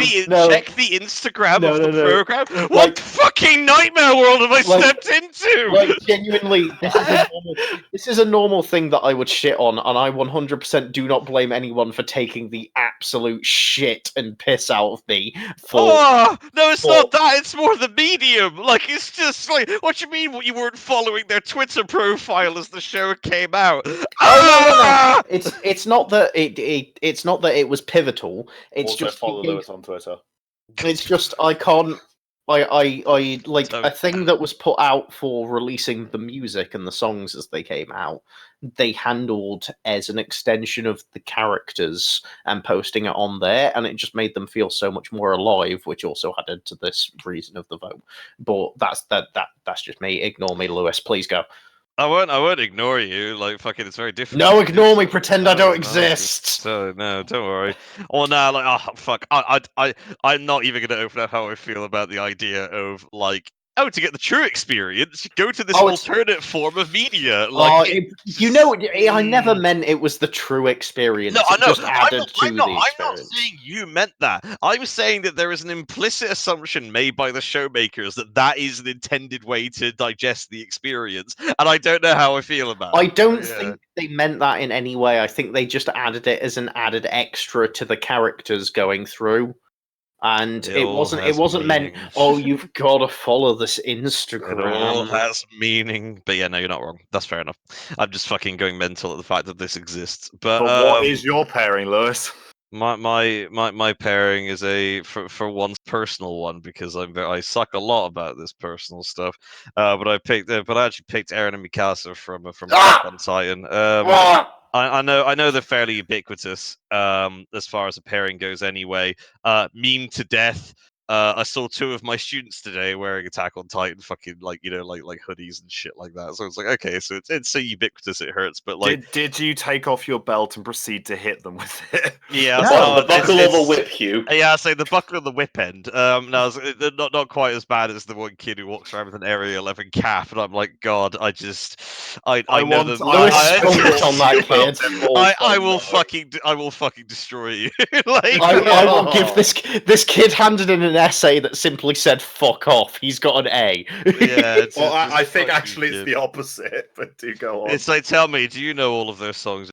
No, but basically, I started watching anime properly in first year of university. One of the first ones I watched was Attack on Titan. I actually remember watching it. I then my brain then imploded and has been in the process of reconstructing itself over the course of the past. How old would I have been? 9 years. 6 years or so now. Not quite 9 yet, but 6 years or so. And I feel like they've come with me along the journey, watching Eren and Mikasa's mental states degrade as time goes on. But finally, they understand that nothing fucking matters, and the end's finally in sight. And I feel like I'm mirroring them at that point. So I'm kind of with the characters in this case. So I think they're a very good pairing for that very, very personal reason. But generally, I'd say that Hyakkimaru and Dora are probably the objective correct choice. Interesting question on your choice, Lewis. Do you see them as more of a romantic pairing or more of a caring pairing? I see them as the Care Bears. Oh, good, because I'm very much the same. I see them as kind of Mikasa is almost the mother figure to Eren. Yeah, I was thinking it's either a mother or a sister. I guess older sister is probably a better Well, comparison.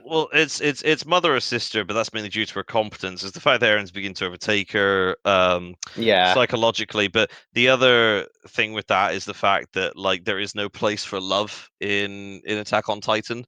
There is Some of only them want it. Yeah, there is only death and fighting. You That's saw it. the place for love in season 1, the two people that were in love that wanted to join the Scout Corps, and one of them died trying to revive him when he died in the Battle of Trost. And it's like, and frankly, that's enough for me. Like, just the whole thing is, about it's about fascism. There is no love in fascism. There is only the enemy in death.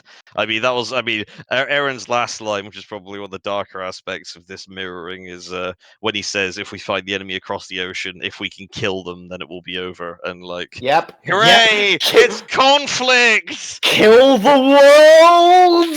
Kill everyone now. Endorse cannibalism. Eat shit. Filth is my politics. Filth is my life. Next up, we have got these. Nice segue, boy. Next up, we've got the Jeff Goldblum Award for Most Memeable Character. Let's so introduce it. Come on. We'll cut it. I was about to say, I believe this is yours, Joe. It is. This is my award. It doesn't have to be a particularly good character for what they did as a show. Just what they brought to the shitty, degenerating culture that is a bunch of weebs. It can be anyone. How much meme value did they bring to your life? I have Joe, the correct answer. make a Jeff Goldblum meme. Well. No. Oh. Brilliant. All You know what I mean? right. Everything about Jeff Goldblum is already a meme. That's the point. You've never once seen Jeff Goldblum without text attached to him. I'm just going to assume you That's why he genuinely is. just like put on glasses and made a Jeff Goldblum face. Like your Yeah. face morphed into his. Yeah, I was gonna If say- I could do that, I'd never need to work again. No.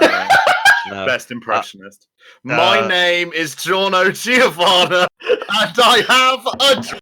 Correct. No, my son. I would... Is it Sticky Fingers, mate? No, it's not Sticky Well, Fingers. well, when we get to it, right? It's Giorno Giovanna. He's the main character of Giorno JoJo. Giovanni! He is already the main character of the most memeable show in anime, and he as a character is memeable. It's just, I get the feeling that there are probably slightly more memeable characters in that show than he is, but because he's in it the entire time, I'd argue he's still the most memeable. I've made many a JoJo joke the entire year, and so, Giorno, No, that's okay. That's okay. he has a drem. Yeah, that's okay. I'm just gonna hold on. Dude, you hold on to yours after the other two, man. You hold Know on your to that. place, trash. It's fourth. Ben. I mean, I already know I've picked the main answer because the memes are just unending for it. They have tits, they're memeable, and they're just memeable in every way, despite the fact that they just really shouldn't be, but they are. And it's just Nezuko, because she's the biggest meme Wrong. to ever Wrong. exist. And That's the not anime Giorno Giovanna. the anime community grasped the Nezuko baton, and they fapped while sprinting with it. No. She wasn't And, memed. She was fan arted. The amount of meme dude, you have There clearly was a not lot. seen enough. There was a lot, but I'd argue that there was a lot based around individual scenes rather than her. There was a lot where they would cut her out of the scene and put her in something else ridiculous, which to me seems a lot like a meme. You mean the tiny little running section and the rolling on the floor section? Mate, all I know is that for about 8 months non-stop, all I saw was Nezuko memes on my Reddit feed. That's because Reddit has no imagination. Okay, And alright, that's fine by me. It's alright. It's okay. I got it. I got you, Ben. It's alright. You picked you picked the wrong answers, guys. But don't Joe! worry. Joe! Don't worry. He agreed with you. He said Giorno. Oh, did you? Oh, good. Oh, good. At good. least I'm fucking Someone's listening. listening. I'm listening. I was gonna let him explain, Lewis. I was gonna let him explain instead of just skipping over him. What's it? All right, go on then, Joe. Explain it. Go on. Okay, it's Giorno Giovanni. He has a dream. It's very easy to explain. That's the point of the entire award. Is the most memeable character. There's easily the most memes of him. That's it. Thank you, Lewis. I mean, Alistair, what's yours? No, we'll build up to no, yours. I mean, Lewis. no. You're so convinced you're right, you can be last. Yeah, why not? Why not? I'll Alistair? save the best till last. then, shall we? Alistair. Mine is also a character that has been memed a ridiculous amounts, and that's everybody's favorite raccoon girl, Raftalia. Nah, I mean, it's She has been memed a fuck ton. She had the good big Chungus meme. you know, decent. It's fine. I mean. Alright, okay, right. Italian teenager who doesn't like drugs. Not possible, by the way. If you go to fucking Polnareff wheelchair. No, it's not. It's the turtle. Now, fuck it. I was gonna make the fucking turtle. Actually, I wish I had now. Fuck, but yeah, just like now, what's it? Now, fuck me. Now, whatever. Fuck it. Whatever the bitch's name was, it's fine. It's fine. It's okay. And Squirrel Girl, whatever it is, the sequel to Monogatari Snail Trail. Do your guys' memeable characters have a standard meme format after them? No less than 3 that I can think of off the top of my head. Does your character have the most goddamn fucking memed outro of any other fucking show? Is it the best life? Is it Chica from Love Is War? Read him and wait! Chica. Read him and wait! To be honest, he's right. Wrong. Eat shit! No, Lewis. Giorno has more. Right.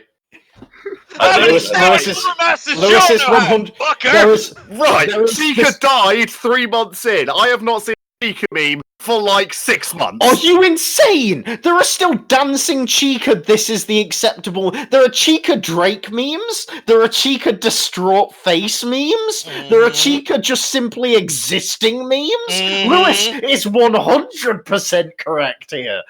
Yes, Lewis is absolutely right here. It is Chica. He's wrong.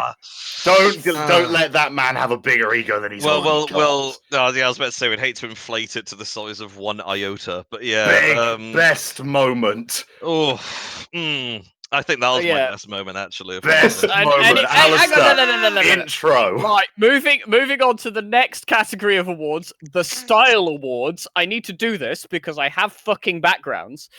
The first award of which is Best Moment. There we go. Now you can go. Yeah.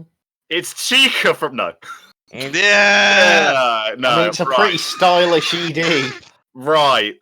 Jesus Christ, that one died. Yeah, really, that wasn't very good. Lewis, you and Party, like whatever the fuck they're called, don't work, do they? No, me and It's Eagle Lesson.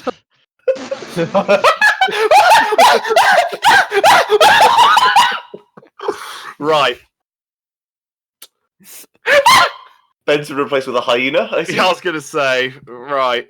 Right. Dragon Ball. He died. Dragon Ball. Oh, for fuck's sake. Broly movie. Already best action. So, imagine my surprise that having watched the final 40 minutes and thinking, man, this is really, really good. Do I then go and watch the first 40 minutes and think, wow, this is really good?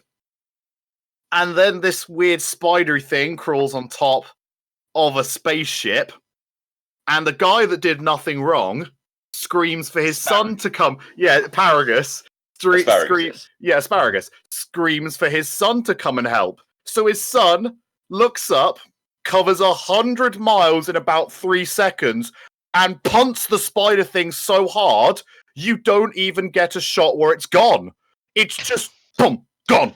Instantaneously, with awesome music in the background of dun, dun, dun, dun, as this super-powered human being, well, it's not even human, it's super-powered, giant monkey basically appears, and you realize at that point, this thing is power and grace, and it's amazing. And I wouldn't say grace, but it's definitely so cool. It's awesome, and I loved it.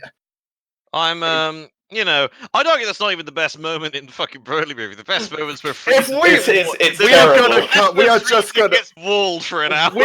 That's not a moment. That's a section. We're gonna have argument. That's not a moment. That's a section. Fuck it. It is this Fuck section. yeah. First slice of life. Now this bullshit. I will have your head. Off with his head. Right, Ben. Suck my head. So Hugh's already going to lynch me because I've kind of picked a section for this one. But then you're wrong. But basically, I wanted to pick a moment. I struggled hardcore, and I ended up with, I wish I could pick with the entirety of Attack on Titan Season 3, Part 2, Hero, as an episode, but I can't. So I decided I've got to combine almost 2 moments to make the epitome of the moment. But basically, it is the Recruit Scout Regiment and Levi versus the Beast Titan. So they get fucking chumped. It's the baseball. It starts in a situation where everyone's going to get fucked. You got all the recruits and you have 2 veterans, the commander and the best soldier you've got. And the commander sits down and says, I just want to fucking know what's going on. That's all I've wanted to know. And as I mentioned earlier, has to basically give up on his dream for the sakes of everyone else. At which point, the entire recruit regiment and the commander serve as a decoy against the Beast Titan, just so that Levi can get behind it to attack it. And the moments following Erwin's speech is fantastic and made me want to kill myself.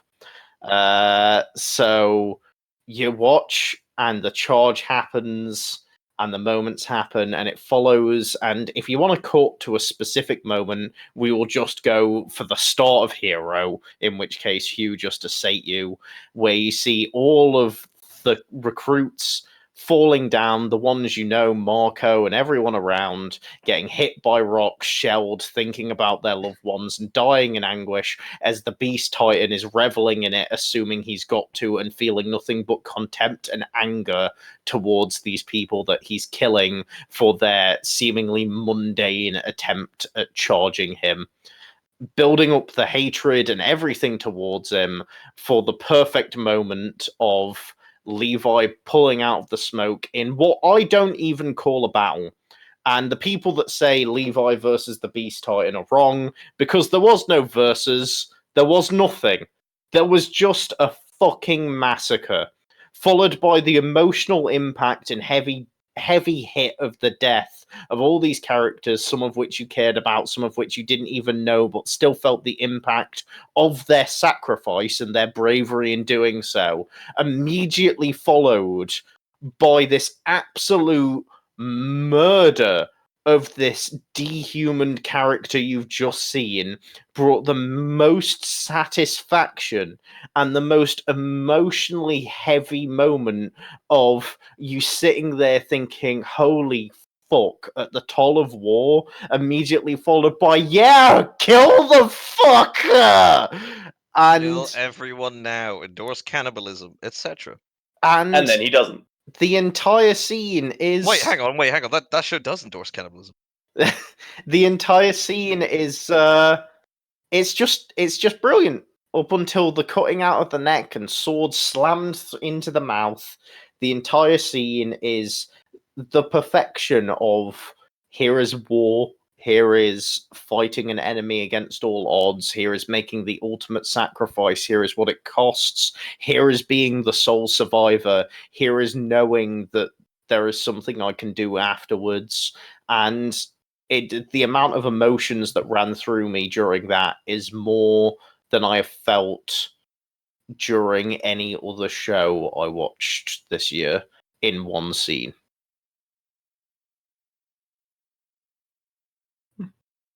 Joe? It's a decently emotional scene. It's not Mio, though, is it? It's not what? Mio. Are you trying to say? Are you trying to say Yeah. Dio? Mio, you idiot, the singing girl. Dio? Hang on a sec. Hang on a second. No. Just let the awkward silence just hang forever now. Go for it. No need.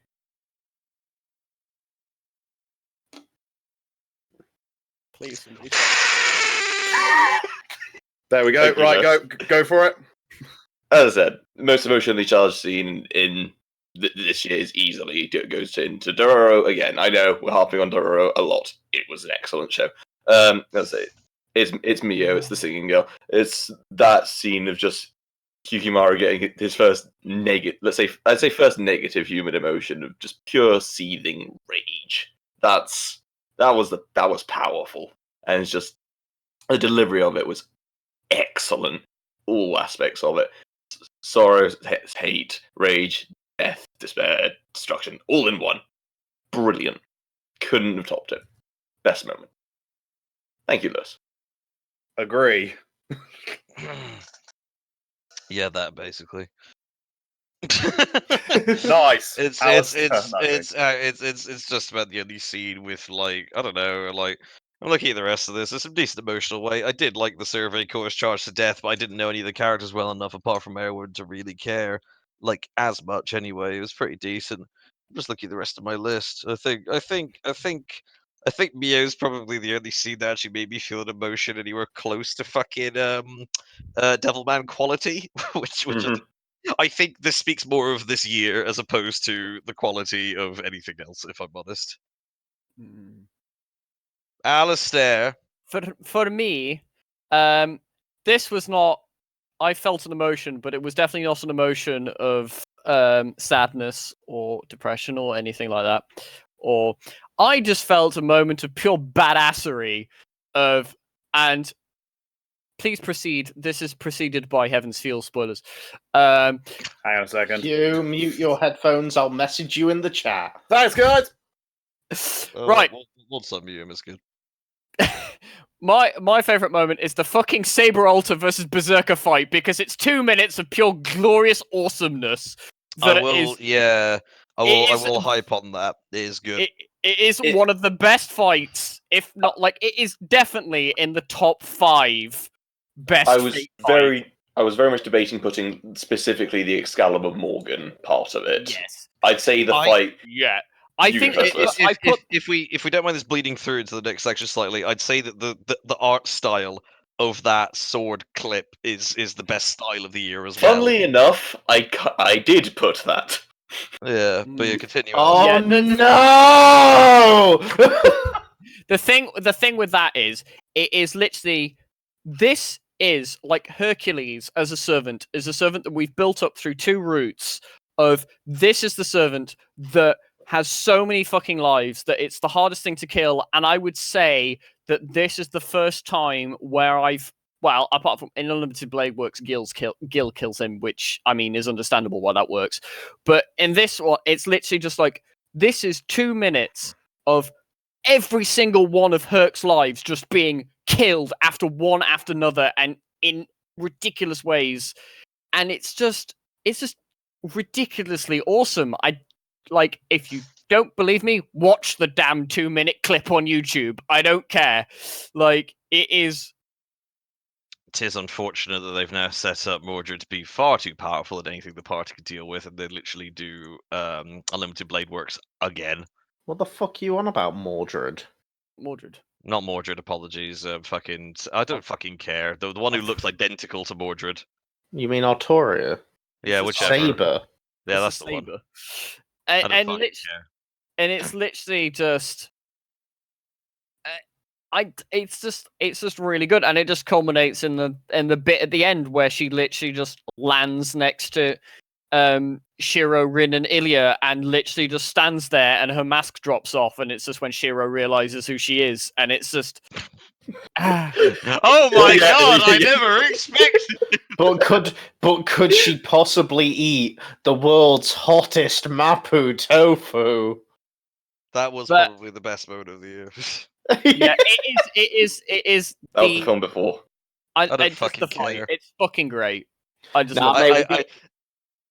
Sorry, I was about to say, I don't think you understand how much of a recursion loop of I don't fucking care about Fate I have right now. Like, I will contribute to the conversation, then I'm told I'm wrong about some detail, and then I just go back to my hole. See, Lewis, this is why I've ignored Fate for like 2 years, and I'll come back when all 3 Heavens movies are out, and then just come in, like, drenched in jizz, being like, oh, Fate! Yeah, the other fans in the cinema will be disgusting. I will never burn out on Fate. Too good. Got too much gotcha. I did around about episode 6 of Unlimited Blade Works. Really? Yeah, it was pretty gay. But yeah, so that bit where Shinji's I'm back!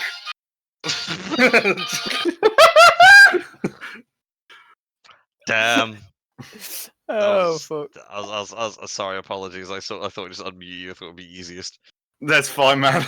I'll be honest with you, I was preparing a video to while I was back. That is fair. No, I was just discussing how burnt out I am on Fate and how much of an instinctive fuck you to everything about Fate I hear that does not immediately agree with what I think Fate is. It's my problem. I agree. That's why I play Grand Order.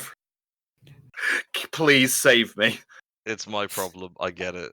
Please save me in my bank account. What's the next category, Alistair? We're moving on to, well, Lewis has already touched on this a bit. The next award is the award for best styles. So boy, howdy, I sure enjoyed that sword fight. So it's basically combining soundtrack and. I'll be honest with you, I kind of knew which thing he was talking about when you were badass moment. I'm like, I do know that I can spoil this because Hugh literally showed me the gif of this. Yes, I was going to say, it's fine, man. Yeah, I don't know. I love the way that he uses colors. I think that's probably the first time I've ever seen that style in animation before. It looks gorgeous and really pushes the boat out. The soundtrack of that fucking show is awful.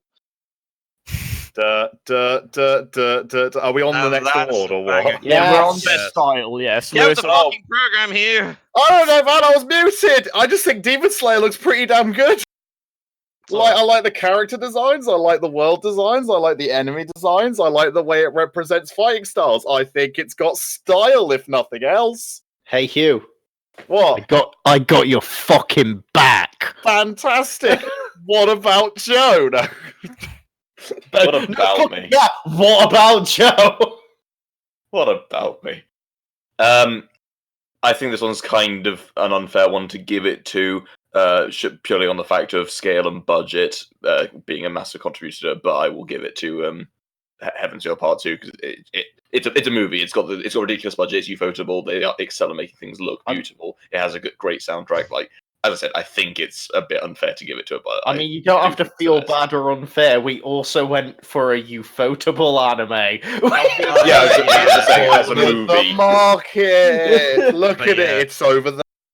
Look at it. Look at how much taxes have managed to avoid paying. But, I went to go look for its restaurant in Kyoto, in Tokyo, and it disappeared. I'm pretty sure because it had to sell it because of all the tax evasion. But yeah, like I mean, to be fair, I think Heaven's Feel transcends it a bit. Like the thing is that you got the water effect in. I wouldn't surprise me if they were doing the same thing because in Demon Slayer they got the really the water effect when he pulls his sword. Yes. And it's like that effect looks so different to anything else. It almost looks cell shaded, and like I think that's the very strong primary colors. And I think that's probably a new technique because they then use it to full effect in the Heaven's Feel like laser beams, where like the sword beams look nothing like the environment, but they interact well. Again, it's like watching cell shading meet like full Technicolor. I think we're allowed to enjoy these ones purely because I think this is just a new animation technique they've invented.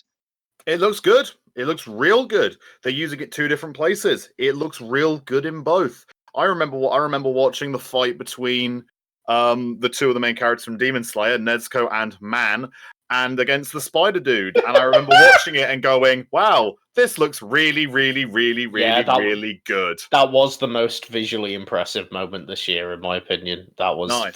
ridiculous. It's nice. But- Alistair. But this is coming from, I'd like to point out, this is coming from the two people that haven't watched the latest Heaven's Feel movie. I'm willing to admit I might be wrong here, Alistair.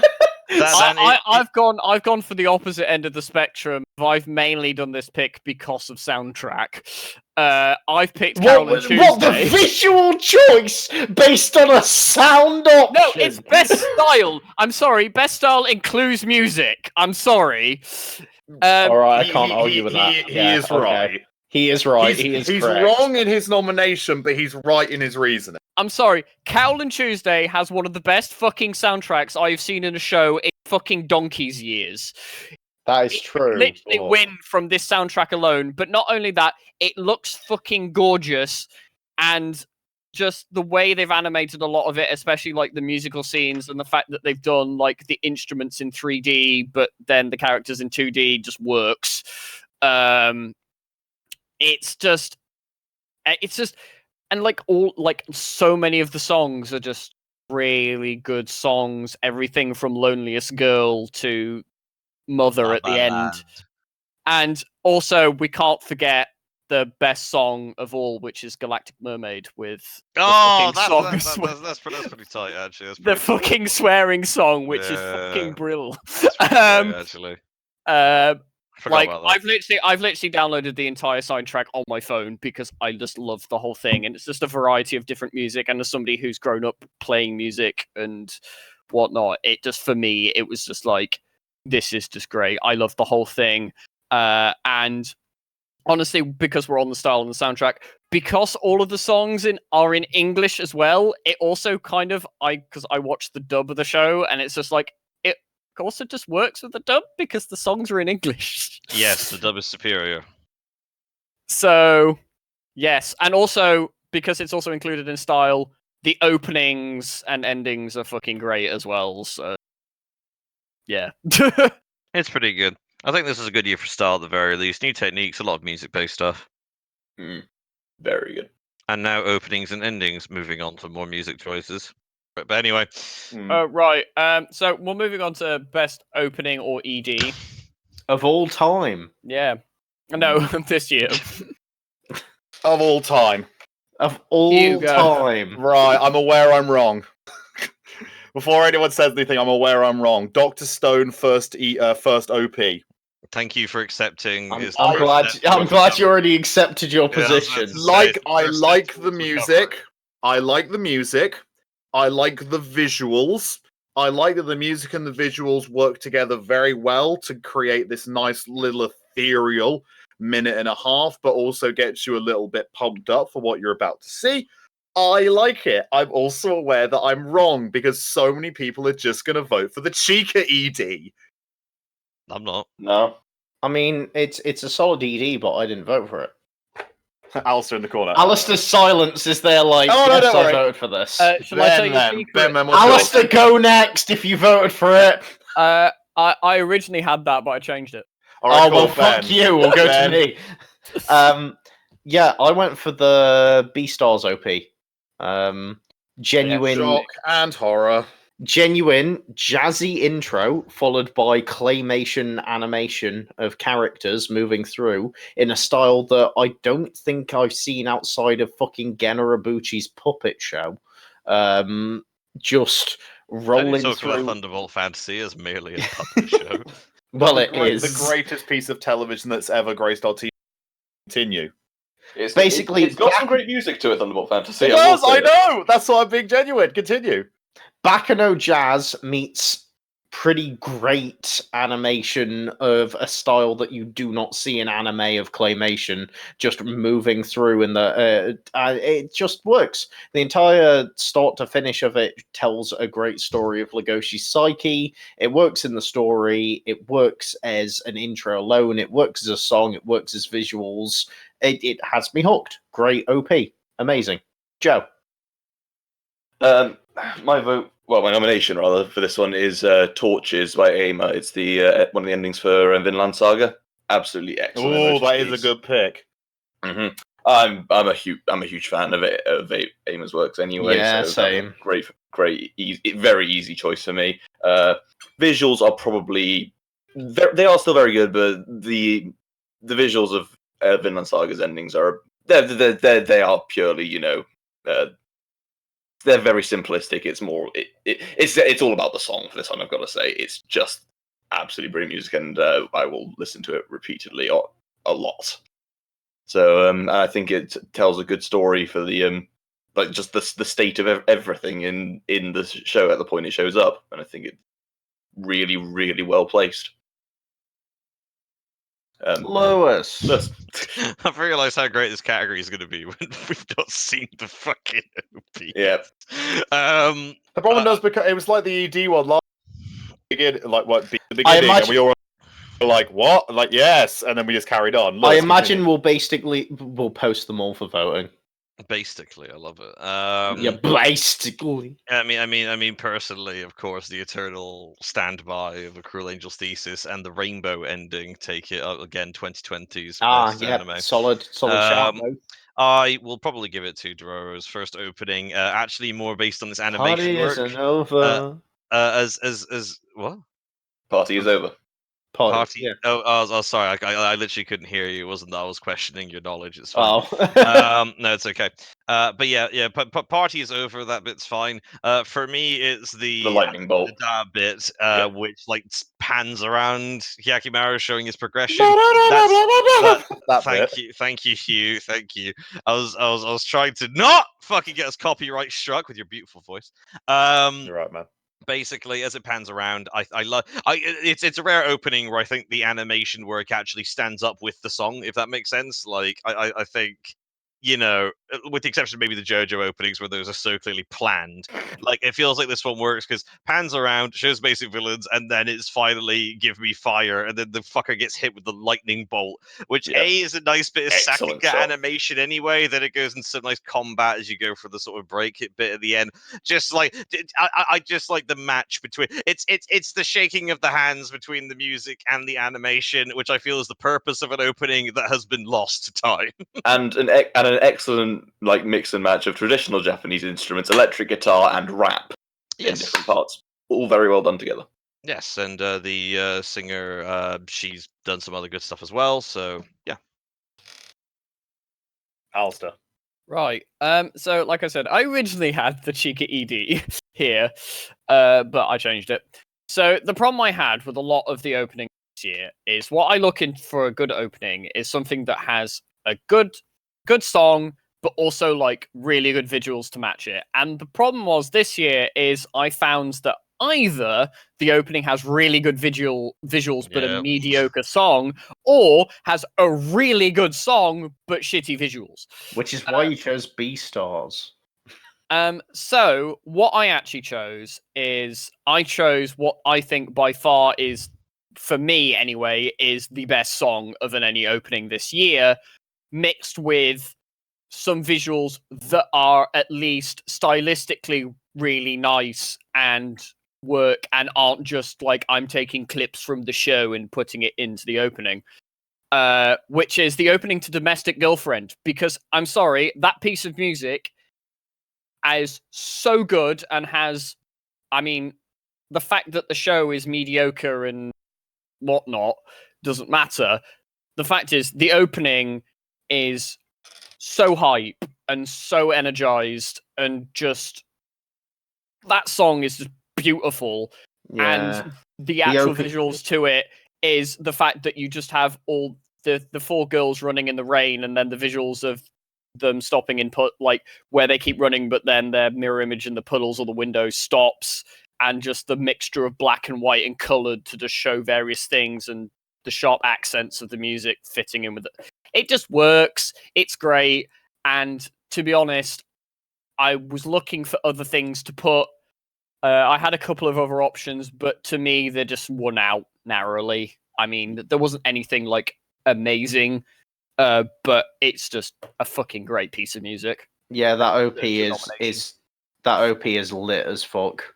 And like the moment that gets me in that OP is like when the first hits of water hit the piano keys, and then they hit it for the main part of the song, and suddenly all of the raindrops slow down.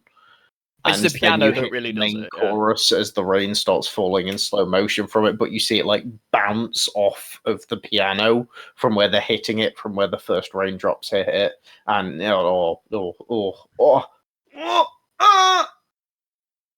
but it's not claymation. I've realised that this category really doesn't work when I don't know all the other fucking openings. And that's why we'll post them. I knew all of them up till Alistair's. I'm just sat here just drinking tea, just sort of like, yes, tea. I will say, as regards to like the Beastars opening, because I have seen the Beastars opening, and to be honest, the Beastars opening is fantastic. Like, it is a very good opening. Like, just the fact of the different the it's a nice jazzy soundtrack with just a very different style, because the fact that it's claymation and not animated, like it's just it's nice. It's just unique. I'll give it that. Dabs in furry. I can't talk about it. I haven't seen them. I want to once again emphasize, I am not actually a furry. You keep telling us that, mate. Denial. It feels more like a defensive point than anything else. Jesus Christ, let me get back in my bunny suit. Mate, I wouldn't worry about it. You're stage 1 furry. There's 5 different stages. You're fine. Yeah. Stage 1's like, like cat ears, like tails and shit like that. That's fine. Like most people are fine with that, What level's Dave at? Probably a 2. Just so everyone is also updated, Kate has just messaged me saying that she is also not a furry. I very much doubt that. I've seen the suit. I wasn't expecting Komodo dragon, but at the same time, I'm happy that it's there. Oh mate, it's very specific. She gets upset if you call it a Komodo dragon because of the specific stripes, and you've got to identify the species. At least she admits she's a scaly. You see, it's fine because you see, I only thought Komodo dragons are mouths so infected with diseases that Oh well, that's why it fits Kate perfectly. I'm sorry. Only one person in this podcast is allowed to think themselves as scaly, and I think we all know who it is. Joe? So, Ben, why don't you introduce your award? Joe Yeah. likes crabs. The final joke award. The final joke award, Ben's joke award. That's right, kiddos. It's the Safe for Work NTR award. I the got so biggest- confused. That still Yeah. doesn't make any sense. Continue. for the biggest cook, be it the biggest cook of a character, as in they were literally a cook, be it in their character was built up to be great, but turned out to be shit, and they cooked you, or Not a cook. they were quite literally a cook, or biggest cook of a show that did the same as I described of a character, but for a show. Ben, I don't think you know what the word cuck means. Mate, cook is someone that sits by and watches as you fuck their wife or significant other. Then why does your award not have anything relevant to do with that? All right, well, NTR, your character is the ugly bastard that sits there and fucks your expectations. Yeah.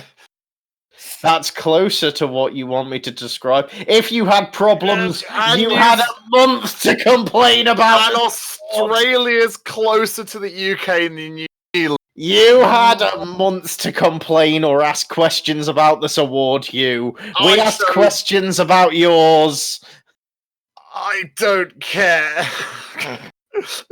My award goes to Psychopath Season 3. I just thought the award was the thing that you were hyped for, but then got disappointed by. That is also active for this award. I'm just holding my Psychopaths the movie poster signed by the director, and I liked the movie. Season 1 was excellent. Season 2 was a bit crap. The movie was really good. And then Season 3 came out, and Lewis has kind of already described the reason why it decided to go downhill. It literally introduces superpowers to a super grounded show, and then made it not particularly interesting, because at the end of the day, I didn't care about the mystery. I watched 3 hours worth of it, and I didn't care about the mystery, because the mystery's a bit kind of weak sauce, really. Like Lewis said, it's kind of the death of the detective show, because Psychopaths was like the last bastion of it. And I was so looking forward to it, because the movie gave me so much hope that it wasn't just going to do another, here's a mystery plot, let's look for the villain that's avoiding the Sybil system. And they just did it again. I'm so disappointed by it. It's just upsetting me. Ben. Mine went to Zen Sezuki from Babylon as a character that is a literal cook, as he lets the antagonist destroy every inch of his life part by part and destroys entire philosophy and just sits there and goes, yeah, this is okay. Guess this is fine. Yeah, cool, fuck my life. Oh my god. As his friends go away and leave him, his wife and kids do stuff, and everyone extra that he gets corrupted over to the antagonist side, as he is left sat there just like, cool, guess I'll jack off on my own in the dark. He is the epitome of a cook. Joe? Marlon's No Guns Life. Yeah, same. I really enjoyed the first episode. I thought it was going to be actually great. Like the first episode in, I thought it was going to be something to rival Vinland Saga and Dororo, and just nothing. Just flaccid. It's the fact that it opens up with like a really interesting tone and setting, and you're like, all right, and then it fucks. Yep. And then Just fucks it. then it fucks up the plot, characters, and everything. And then it's the plot and the characters that get fucked. I was like, oh, okay. Instead of sticking the landing, it lands in that manure we talked. Like it got me erect, and then metaphorically made my mum come in. Mm. Yeah, so I was just like, oh no, shit. All right. Yep. Alistair. Right, so I've gone a completely different direction apparently with this thing. Right, so what I've done is I've picked something that isn't. It's more humorous. It was more of a funny joke of a character, of a moment being built up for a character if he's about to do something and then something coming in and just literally stopping it in his tracks. Bible Black. So, spoilers for the Konosuba movie ahead, if anybody cares. Oh no, mute Hugh. I've read it. So there's this wonderful moment. I don't care. There's this really funny moment where they have to defeat the villain of the movie, and they find this unique weapon that they charge up full of magical energy to then fire a final blast into the thing. And of course, Kazuma's doing this full big speech mimicking what the Crimson Demons do, i.e. the big, massive, like, show-off speech of I'm this and this, and he's literally just like building it up for him to about to press the button, and the adorable, cute little Megumin's little sister just goes in, says the word boom, and just pushes the button and fires the gun and just literally kills the villain. And it's just this really just wonderful moment of Kazuma just like, what? This was my moment, and it's just been fucked by this little girl, and she just turns around and does her big speech of just like her Crimson Demon speech, and it's just adorable and funny, and just like, yeah, Kazuma just got fucked over as his big moment. She cooked him, and Alistair, the moment I've been waiting for this award, you enjoyed it. You enjoyed watching someone get cooked. So he's a bull then. Yeah. I still hate NTR. Everything I've always. In which case, you hate Konosuba. Should we go to our penultimate award, the good ones? Yes. Right. Moving on to like our final awards. So yeah, these are the big ones. These are the big ones. So before we get on to our anime of the year, we like to have basically give ourselves one honorable mention, which is our fan award of a show that we enjoyed, but we couldn't really think of an award to give it to, or it didn't quite make any award, but we still want to give it some recognition. So basically a fan award for a specific show or whatever. I quite like this award because it's so kind of large in what it represents. I like it. I like it as the ultimate catch-all. Quite like it. Yeah, I like it as a catch-all. Go on then, Hugh. What did you like about it? What did I like about this year? Yeah, what deserves honourable mention? Prince Harry. So I was torn in this one, and I was thinking about which of the two I was going to pick, and I'd kind of had my mind set on one. But the fact of the matter is, everyone else has already kind of gushed over it enough that I feel me just going, I also had it here, probably doesn't give it justice. Because it's Vinland, isn't it? No, it's not actually Vinland. Vinland's like number 2 in everything. I gave that best antagonist. Sort of? I was going to give it to Attack on Titan Season 4, Season 3, Part 2. Because I haven't actually given it an award, and I did think it was absolutely exceptional. However, at the same time, because everyone's gushing over it, I kind of thought giving it an honorable mention when everyone else has already been like, isn't this amazing, kind of doesn't work. I don't think I get that. It doesn't really work suddenly as an award. So it came down to my other two picks, because I was then thinking, okay, do I then give the award to The Promised Neverland? Because regardless of the last episode being... I can't believe that hasn't received a single mention. Exactly. Do I give it to The Promised Neverland, or do I give it to Hitori Bocchi's like Lonely Life or Want a Friend? And I kind of started to think about it, and I wasn't sure. And then I realized, in exactly the same way that Lewis has realized it, that The Promised Neverland's not been given an award yet. Nope. And the Promised Neverland's good. And I'm not just saying it's good. It's not like it's good in a year of mediocre. If this came out the year beforehand, or the year before that, or the year before that, it would still be good. And so I realized that a lot of its awards that I would give it would all again be second places. So suddenly I realized that the fan award should go to The Promised Neverland. It's got pacing problems up the butt. It does. It has pacing problems up the butt, which stops it from getting awards. Because it very much has the problem that I think a lot of animes have, which is 12 episodes and we know exactly where we want to finish. It doesn't let the pace dictate the show, it lets the show dictate the pace, which is, I'd argue, the worst way round to do it. However, it's very good at doing horror. It's very good at doing mystery. It's very good at doing drama. And it's very good at doing, essentially, a nice escape from jail movie.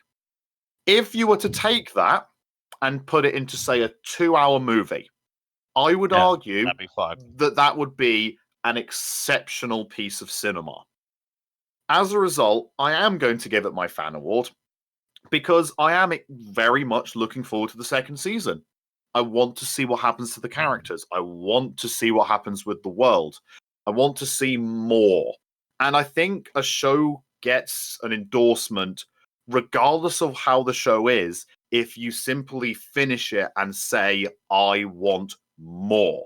And then Promised Neverland is one of the shows this year that I think above all else I can say, I want more. Ben. So my fan award goes to Kengan Ashura. It's Baki too. It's not Baki 2 because Baki has weird bits of plot. Also, Baki also has a Baki 2. Weird bits of trying to be JoJo.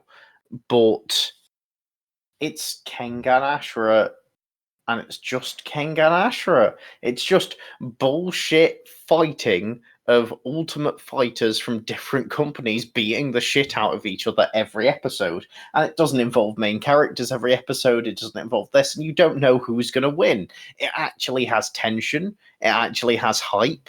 It actually had me rolling with laughter at some of the characters that may not have been intended to be that, but I found such enjoyment in them in that way.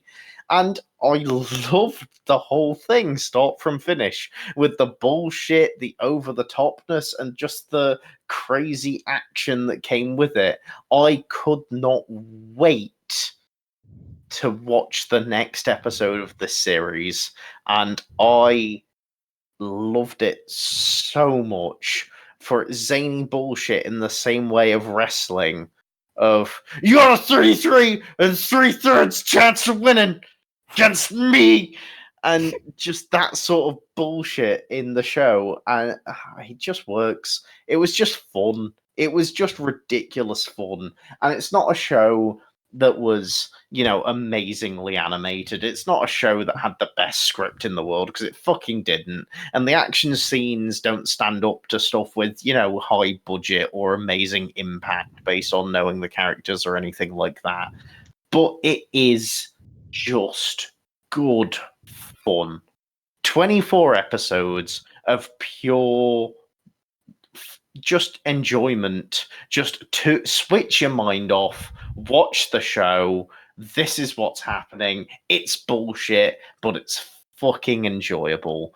And I genuinely loved it as a break from everything else, and as what it was, just ridiculous hype. Joey. Well, my award goes to Attack on Titan Season 3 Part 1. Specifically for Part 1 was 2018! I watched it this year. To be fair, he nominated Mordred. I get one each year that I did wrong. So at this point, I think we're just going to let Joe have one of those. Just let me have one. For having the most out of place opening of any anime I've ever seen since Berserk 1970, and Lewis and I sat down and watched that entire thing in pretty much 1 or 2 sittings, and I hated the opening. Lewis loved it, and I thought it was.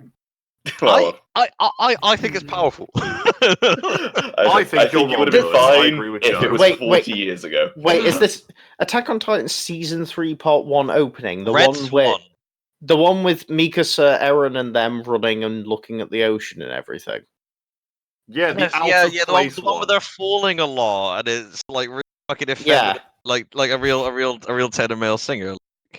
Yes, As I yeah. said, the most out of It's the tight. most out of place Like of it's It three is songs. it's tight. so out of Like, place. like I love it. It's super out of place. It's ridiculously out of place. Nah, man, it shows the sort of it shows the melancholy. Oh yeah, yeah, I agree with that as well. It's Yeah. purposefully out of place. No, it's not. I don't even think it's out of place. I think it's songs. It's very. I think it's great. Fucking yeah. Yeah, I think it's really fucking good. Go on then. But yeah, right. So I've spoken about this before about how I think that Big Order is more significant than probably most anime that are made. In the it provides a nice sort of point to look at, see what's like does wrong, but it does something else really well, which is it's very genuine. Okay. And by genuine, I mean something that just decides I'm going to be me, and I don't even even if I'm bad, I'm just going to keep going and ignore the rest of you. It's like the slow No Man's Sky update of anime, right? If you pick Nobunaga's fucking penis, No, because that's depraved and doesn't have any soul. Like you know, like that's dime a dozen type fucking hentai shit. No, I know what he's going for. this anime had a shitload of ideas and it tries to make them land. Most of them don't stick together. The pacing's shot to hell. The tone is everywhere, and it ranges from extreme levels of ultra violence to random 3D. I genuinely think it deserves a mention. I'm going to give it to Cannon Busters. The Netflix anime, the Netflix anime directed by the guy who did the Boondocks, The Legend of Korra, Black Dynamite. Yep. Yeah, Yep. it's so hopelessly genuine that it had like because you finished watching it. We watched like the first six episodes together and weren't quite sure what to make of it. And like I couldn't decide if I thought it was good or not for a few weeks, which is like that's always a good indicator. It means it stuck with me, and like I think even if the execution's bad because it's someone's first attempt at doing a air quotes proper anime, it's nice to see the effort. You can really see it bleed through because it's not like I know it sounds really weird, but like Carol and Tuesday's got heart and execution. This has got heart but no execution, and I kind of think it deserves mention. I like it. I like it. Lewis, can I be honest with you? What? I never finished it. No, that's fine. That's fine. I hit episode 11 and thought, no, I'm done. I got the same point as you where I'm like, deserves a mention, but I am now done. It's a labor of love. It is. Lewis, can I be honest with you? This show does deserve a mention, but I forgot it fucking existed.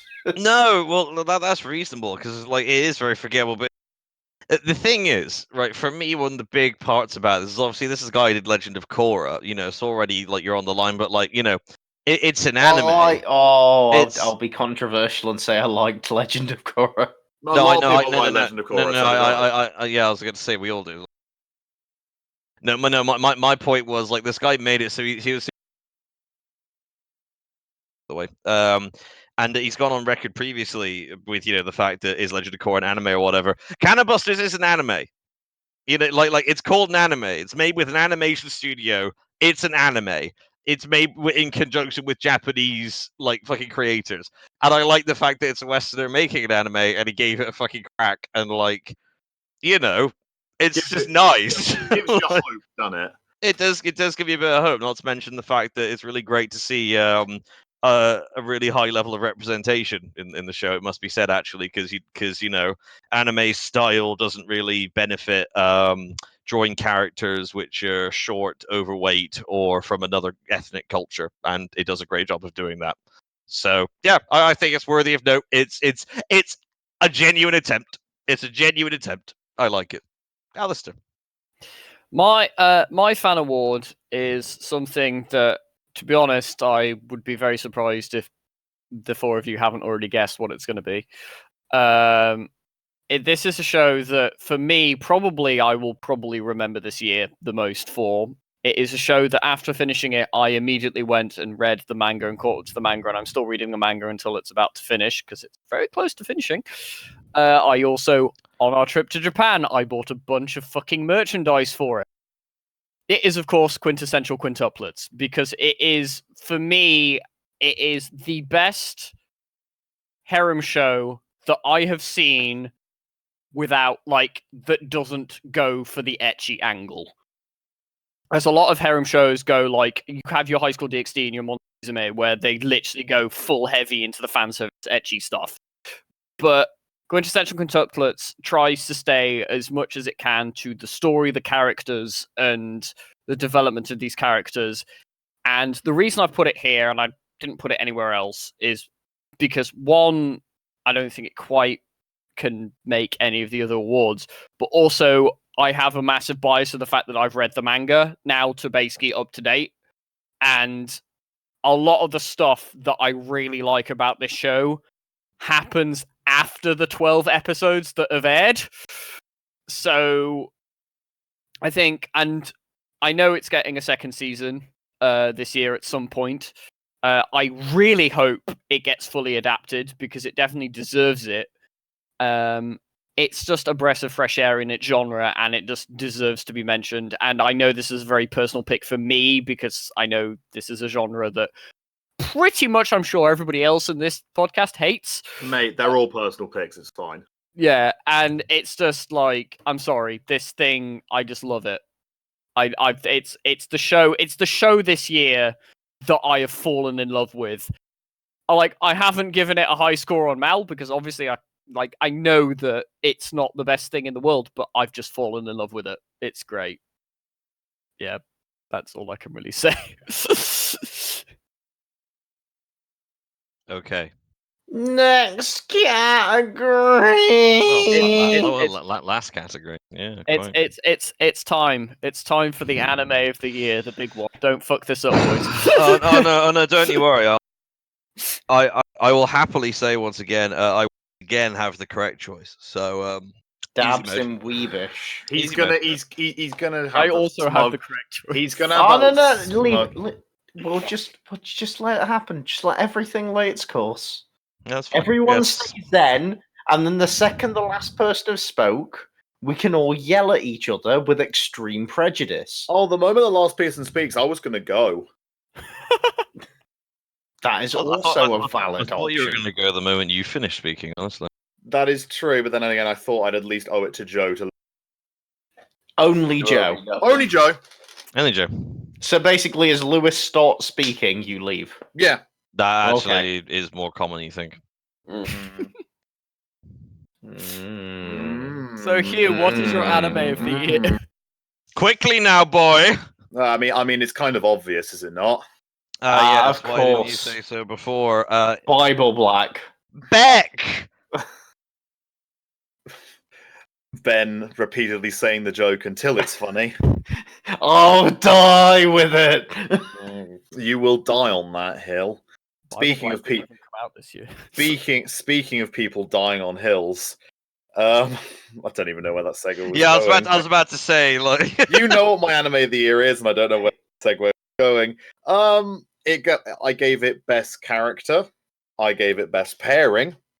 I expositioned about exposed whatever the phrase is expound. about the espoused about the fact that it had the best character arc made it such an excellent show.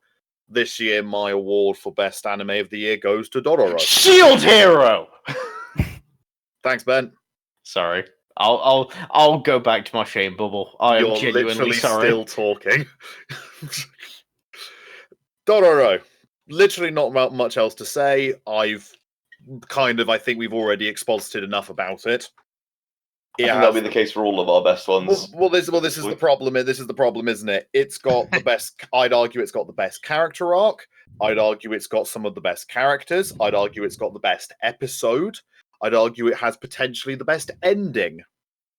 And it does something very, very rare with an anime in that it's a nice little self-contained story. You don't have to go and watch another season. You can just watch it, the 24 episodes, and then you're done. You don't have to go back. You can sit on it and you can listen. I like great. the ending. That's what I'm saying. Did you not listen? I said It's got arguably the best ending of the year. No. I fucking said that because a lot of people don't fucking like the ending. They're Last wrong. time I said solidarity with you. Well, it's just the way you said it. It's wrong. They're wrong if you're right. Yeah, I don't like to say people are wrong, but if you don't like the end, Doro, you are wrong. Because it is a good ending. It makes sense for the characters. I'm not going to talk more about it. We've tell me said to as do much as we need to. Ben.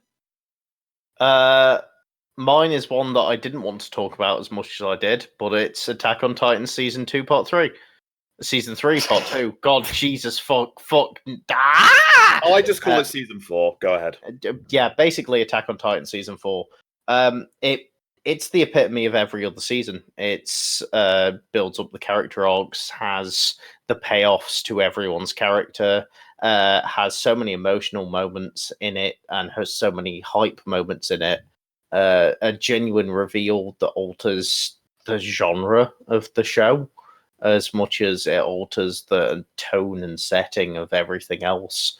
And it just works. Everything in it works, and it turns the whole thing into, as Hugh said earlier, it's a masterpiece of a series.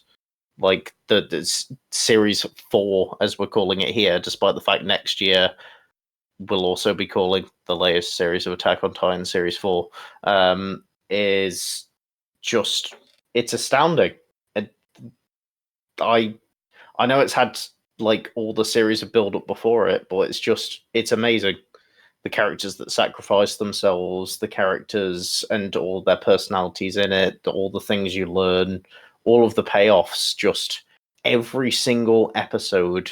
I was either on the edge of my seat, feeling heavy emotions, jumping out of my seat with hype. And I don't know any other show that's done that to me in recent memory, had me so hooked that I would jump out my seat or be there. Just it was just so intense, and I can't really put into words how good the series of that show was. Yeah, Joe. Mine was a coin flip. It was either going to be Dororo for all the reasons stated above, and the additional, as we said before, my love of the old Japanese stories. Part of the fun for that series of me was getting the monsters of the week kind of thing, and like the old stories about each of them, like the spider prostitute, the centipede demons. Those are all things I'd read about before, and I knew the story of them quite well. And it was really nice to see the adaptations of them. And as I said, all the other stuff as well: characters, music, emotions, brilliant. And the other one was Vinland Saga. Again, the two we've probably talked about the most, I think, this year. So a pretty good place for them to be, I think, at the top of them. But I think Dororo does edge it out just a bit more for me. I think it does. I think it does everything that Vinland does, but just one step more.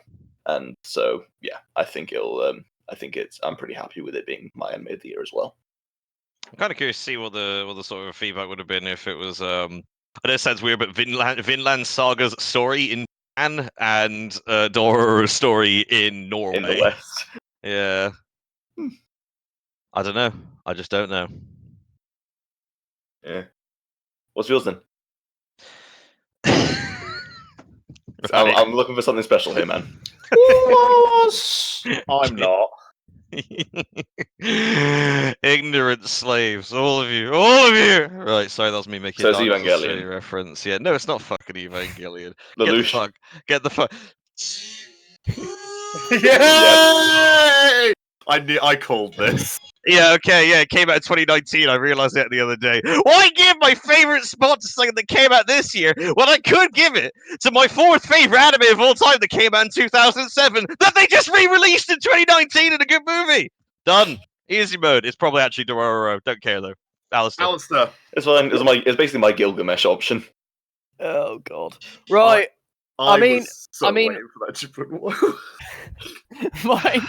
put Mine is also probably predictable, considering I've already given it 3 awards. It literally came second in another 3. My favorite anime of the year is Carol and Tuesday, because it just, everything about that show for me personally just worked. Everything from the soundtrack, the story, characters, visuals, everything. I didn't. After I literally finished that show, I literally sat down. I was like, I'm so sad that this is over. It even teases you at the fucking end of. Literally at the end of the show, it flashes up with a screen saying "will be continued." ... and then the next screen in your mind, and I was like, but yeah, no, everything about that show, I like, from the characters, the soundtrack, everything, and as somebody who's grown up playing music and making music, it just resonated with me in a special way. And I think the only thing that I think is the biggest shame about the show is I wish I could have watched it earlier because of fucking Netflix. I wish I could have watched it earlier and had it sink in, because throughout all of these awards is like my biggest issue was how many things can I give to Carol and Tuesday because of recency bias and whatnot, because I literally only finished it probably about a week ago. But still, for me, it's just I couldn't really think of giving it to anything else. And that's why I've given it to Carol on Tuesday. It's just great. I just love everything about it. I forgot to say earlier, I like the ending of Carol on Tuesday. Yeah, the ending is fucking fantastic. I mean, that was one of the categories that it was for, was like second to best moment is in just that 7-minute song at the end. It's just so well done. The fact the entire show literally at the start of every single episode, it tells you that it's leading up to this moment. And you get that moment of a 7-minute song, and it's just it like when you have something hyped up like that, a lot of the times it falls flat.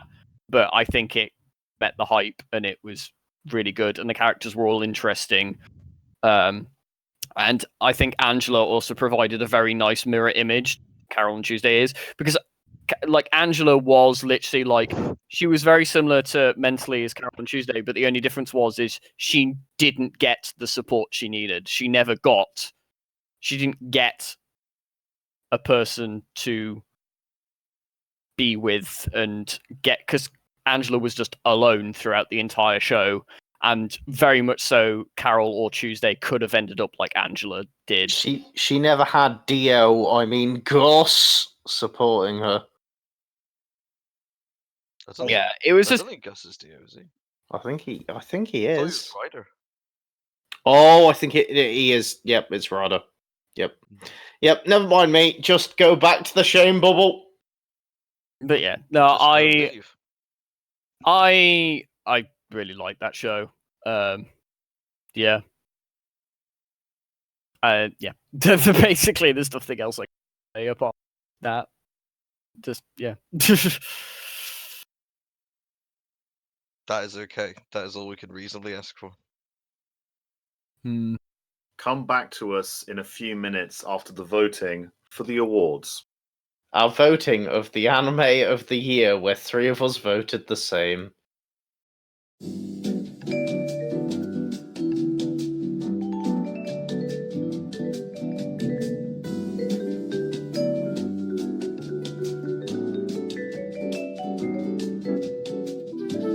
And we return, everyone, because I decided to do the intro and cook everyone else. Why the fuck are you doing the intro? Because I've hijacked this system. You do sound like you are coming from a tin, which does kind of match with the story. Oh, excellent. I'm using the good mic, and now I've moved it in front of my balls. Slightly less tinny like now. I balls? think that'll do it. Oh, good. We needed the tinny start for everyone to get a wake up after the long, arduous journey that is the awards cast. I personally prefer it when I sound like zinc, but that's just me. Oh, magnesium's I love my it. favourite. Oh, as in, you set it on fire and it burns bright white. No, as in I like huffing magnesium. Good old magnesium sleep. Reminds me of those good old uni days. Of where we could huff in peace, and now we have to be responsible adults, and we have to huff in public. But yes, everyone, we went away. We went away and voted. I have tickled Hugh with my I just like the concept of you being like, shit, I can't do this in the privacy of my own home anymore. Walking out onto the street begrudgingly, looking at a police officer just huffing some fucking paint. To be fair, we'd be going out into Stoke Market and just going, which would be like I'd be joining the police. Yeah, exactly. I was about to say that's a regular day in Yeah, Stoke I was Market. about to say I'll I just like that concept. I think that's funny. Yeah, be joining the police would be. We went away and came up with what I think was probably one of the more confusing democracies ever come up with in the history of mankind. Democracy. And all We it ended up with a system where everyone just tried to steal votes from each other until we realised, sod it, if two things get the same amount of votes, they both just win.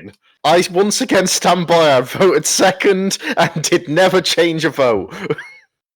I voted for Kodos. Don't blame me.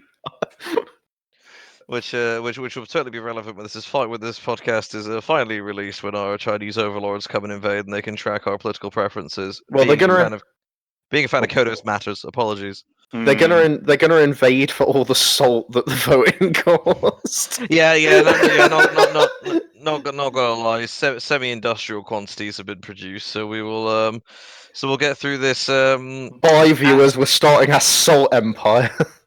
Yeah, so we'll get through this at pace anyway. What about the Pepper Empire? Mate, no one ever talks about the Pepper Empire. Like, I was going to say, everyone's like, "Oh, we bought loads and loads of salt for different countries," and I'm like, "What about pepper? Like, pepper's pepper? Yeah, pepper's used in loads of other things as well. Like, why don't we hear about people getting murdered in the colonies about pepper? I was No about one to got say, paid in pepper.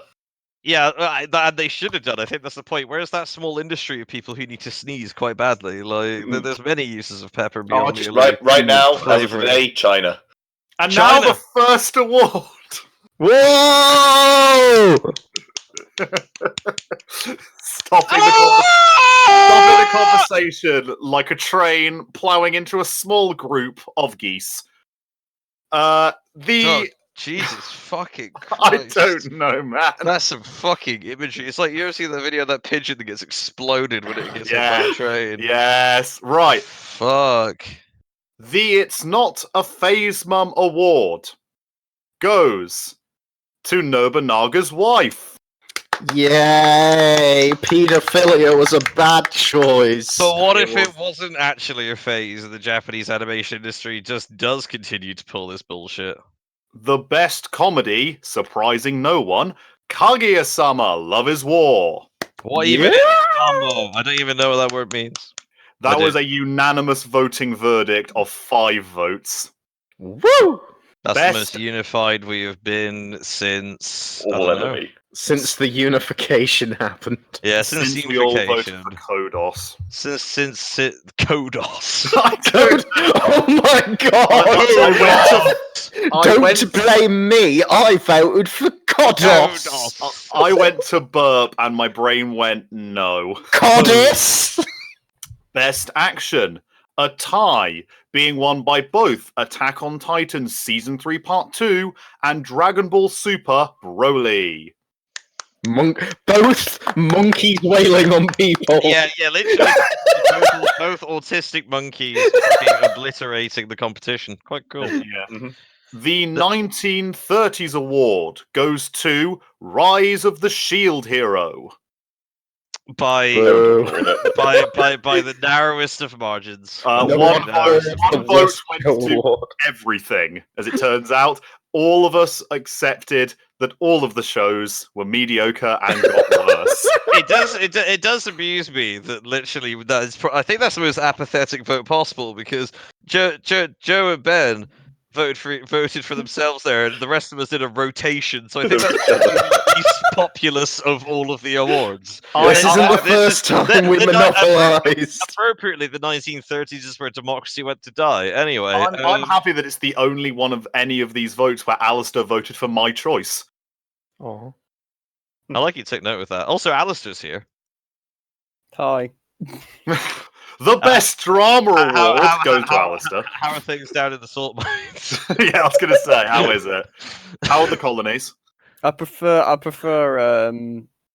sugar, but I got it wrong and got salt instead. Sorry, man. Oh, that's the worst coffee he's ever drank. That is the worst. That's the last time I'm getting popcorn from that place. Best luck next year. Best drama, Dororo. It's not even like the sticky kind of salt popcorn. Oh god. The one that your uncle gives you and tells you to just enjoy. I was about Dude. to say, can you get salted popcorn? Then like sticky salted popcorn. Then I realised what you're going. That is disgusting. The Jar Jar Binks Award goes to Raftalia. I don't know. I still don't know how I feel about this award. I feel like if anyone had watched fucking Psycho Pass and like I don't know. did, and I still think Raftalia was worse. Alright. In fact, three of us have watched watched Psycho it. Pass it, and out of those three, Joe still voted for Raftalia, and I still nominated Raftalia. The thing is, I'd not seen Psychopaths. I like Shinji as a character because he's a meme, and I also like fucking Demon Slayer Coward Kun. Zenetsu. So it was one of those where I didn't really have a choice. But gents, what do I do if you guys are all objectively wrong? We're all objectively you wrong. realise Then you that maybe get in the fucking Get in mines with mine. Alistair. I'll go get my hard hat. Hang on. You Yeah, declare one sec. independence and separate from the colonies. as it turns out, you may in fact be the one that is objectively wrong. Best slice of life goes to the meme pick, JoJo's Bizarre Adventure Part 5. We love a good meme. It's almost like average- it was an appallingly shit year for Slice of Life. Beyond. Best character, surprising no one, Hyakimaru. That's right, it's Gilgamesh. No. It should I think the thing is that Gilgamesh kind of has the honorary award in perpetuity of just. Oh, Exactly. he has This- won the all-time anime. Like This was where we made the argument in that Joe could not vote for Gilgamesh because it was his own nomination. Oh, as don't- per don't- our don't- rules. let's don't- not No, even And go so there. we had our whole argument. Hugh, you can't bring the Stop. mines up above ground, Best especially not in antag- front of the kids. Best antagonist. I wasn't fit. Fuck you. All right, go on. No. Oh, see, now we're in a fucking rush to get through it now. Fuck yeah, I mean, why not? You know, like fucking we'll get to the end of this shit. No, I was just gonna say, like, fucking the Gilgamesh one reminds me of when you have the one, like, uber smart kid in the class, and it's like, he's not allowed to go on any of the Kahoots anymore. Yep. Like, Yeah, pretty because you had to give everyone else a shot. That is true. I also like the fact that the picture Alistair is using at the moment is him from is him from Fate Stay and not Babylonia. Yes. It's him Yes. from the movie. Yes. Oh yeah, of course I forgot. You know, Okay. Yeah. that thing. Yes. What we- Ignore me. Best antagonist goes to Ashalad. We're desperately trying. I'm trying to keep this on track, man. You're not keeping this thing on track. You're trying to fuck it into a building. Yeah, a giant flock of geese. So anyway, about our interpersonal conflicts.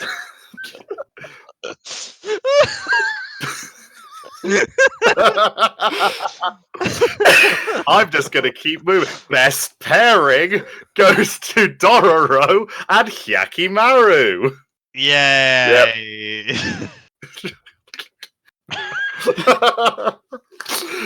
No one's saying anything, so I'm just gonna keep going. Oh no! Why would we? Never stop you.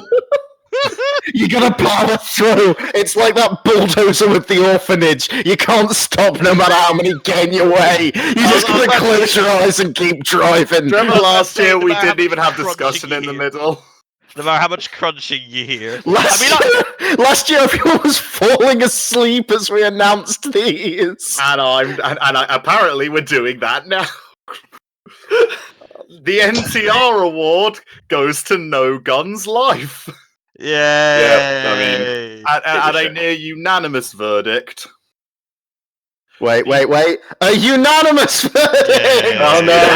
Yay. With a last minute change after the award is literally already announced. Thanks, Ben. Can I- You're welcome, mate. Just figured I'd make two unanimous ones just because it makes good TV. What's a TV? I don't know. It's one of those things my parents wouldn't give me. What instead are gave me Italians? bruises. Yeah, what are Italians, Italians? but yeah. The You know- Jeff. Oh, God. Right, I was actually about to say for the Jeff Goldblum award. All right, okay. Now, just saying, right. This was the most memeable character one, right? Okay. I'm not saying that Joe and Hugh's suggestions were shit. But all I'm saying is that mine and Ben's are actual images from memes. Meanwhile, your twos aren't even memes. Did we It's find almost pictures? as if. Not It's very- saying you're objectively Right, wrong. Lewis, you literally won. So literally, why are you trying to T-pose for dominance on us when you don't need to? It's The- okay. Rubbing the salt in the wound. It's okay. As Ben has just shown, we're allowed to change votes, and seeing as we're allowed to vote for our own ones, and I didn't vote for my own one, I can just swap it over and make it a tie. There we go. If You you know, really want there to. we go. Now no one wins. Wait, for which? The Jeff Goldblum, Goldblum Award. I didn't vote for my own, He can. so I can vote for it. There you go. You fool! I voted for my own too. Wait, you weren't allowed to vote for your own. Oh my god! Oh my god! As you can tell, Lewis, you weren't allowed to vote for your own. This vote isn't even fun for the I'm audience because they taking can't see it. They can't even watch what's happening. Eggplants. Okay, it's just all eggplants. The Jeff Goldblum Award goes to Chica. Yay! Unlike Lewis, who is the Richard Hammond of this podcast, in that he is an awful winner. I am gracious in defeat, and will allow Lewis to have his moment in the sun as he opens my car door and screams "yes" in my face. Yes! Best moment: a tie between Dororo's unfortunate death of a singer and the fight between Hercules and Saber Alter. You know, I genuinely misread the votes for a second there. I thought that both votes were for me and Joe. The audience literally can't see this. Yes. Fuck it, we'll put in screen caps. Fuck it. Best, We'll just put random on pictures that mean my nothing. God. Best style goes to Heaven's Feel Part 2.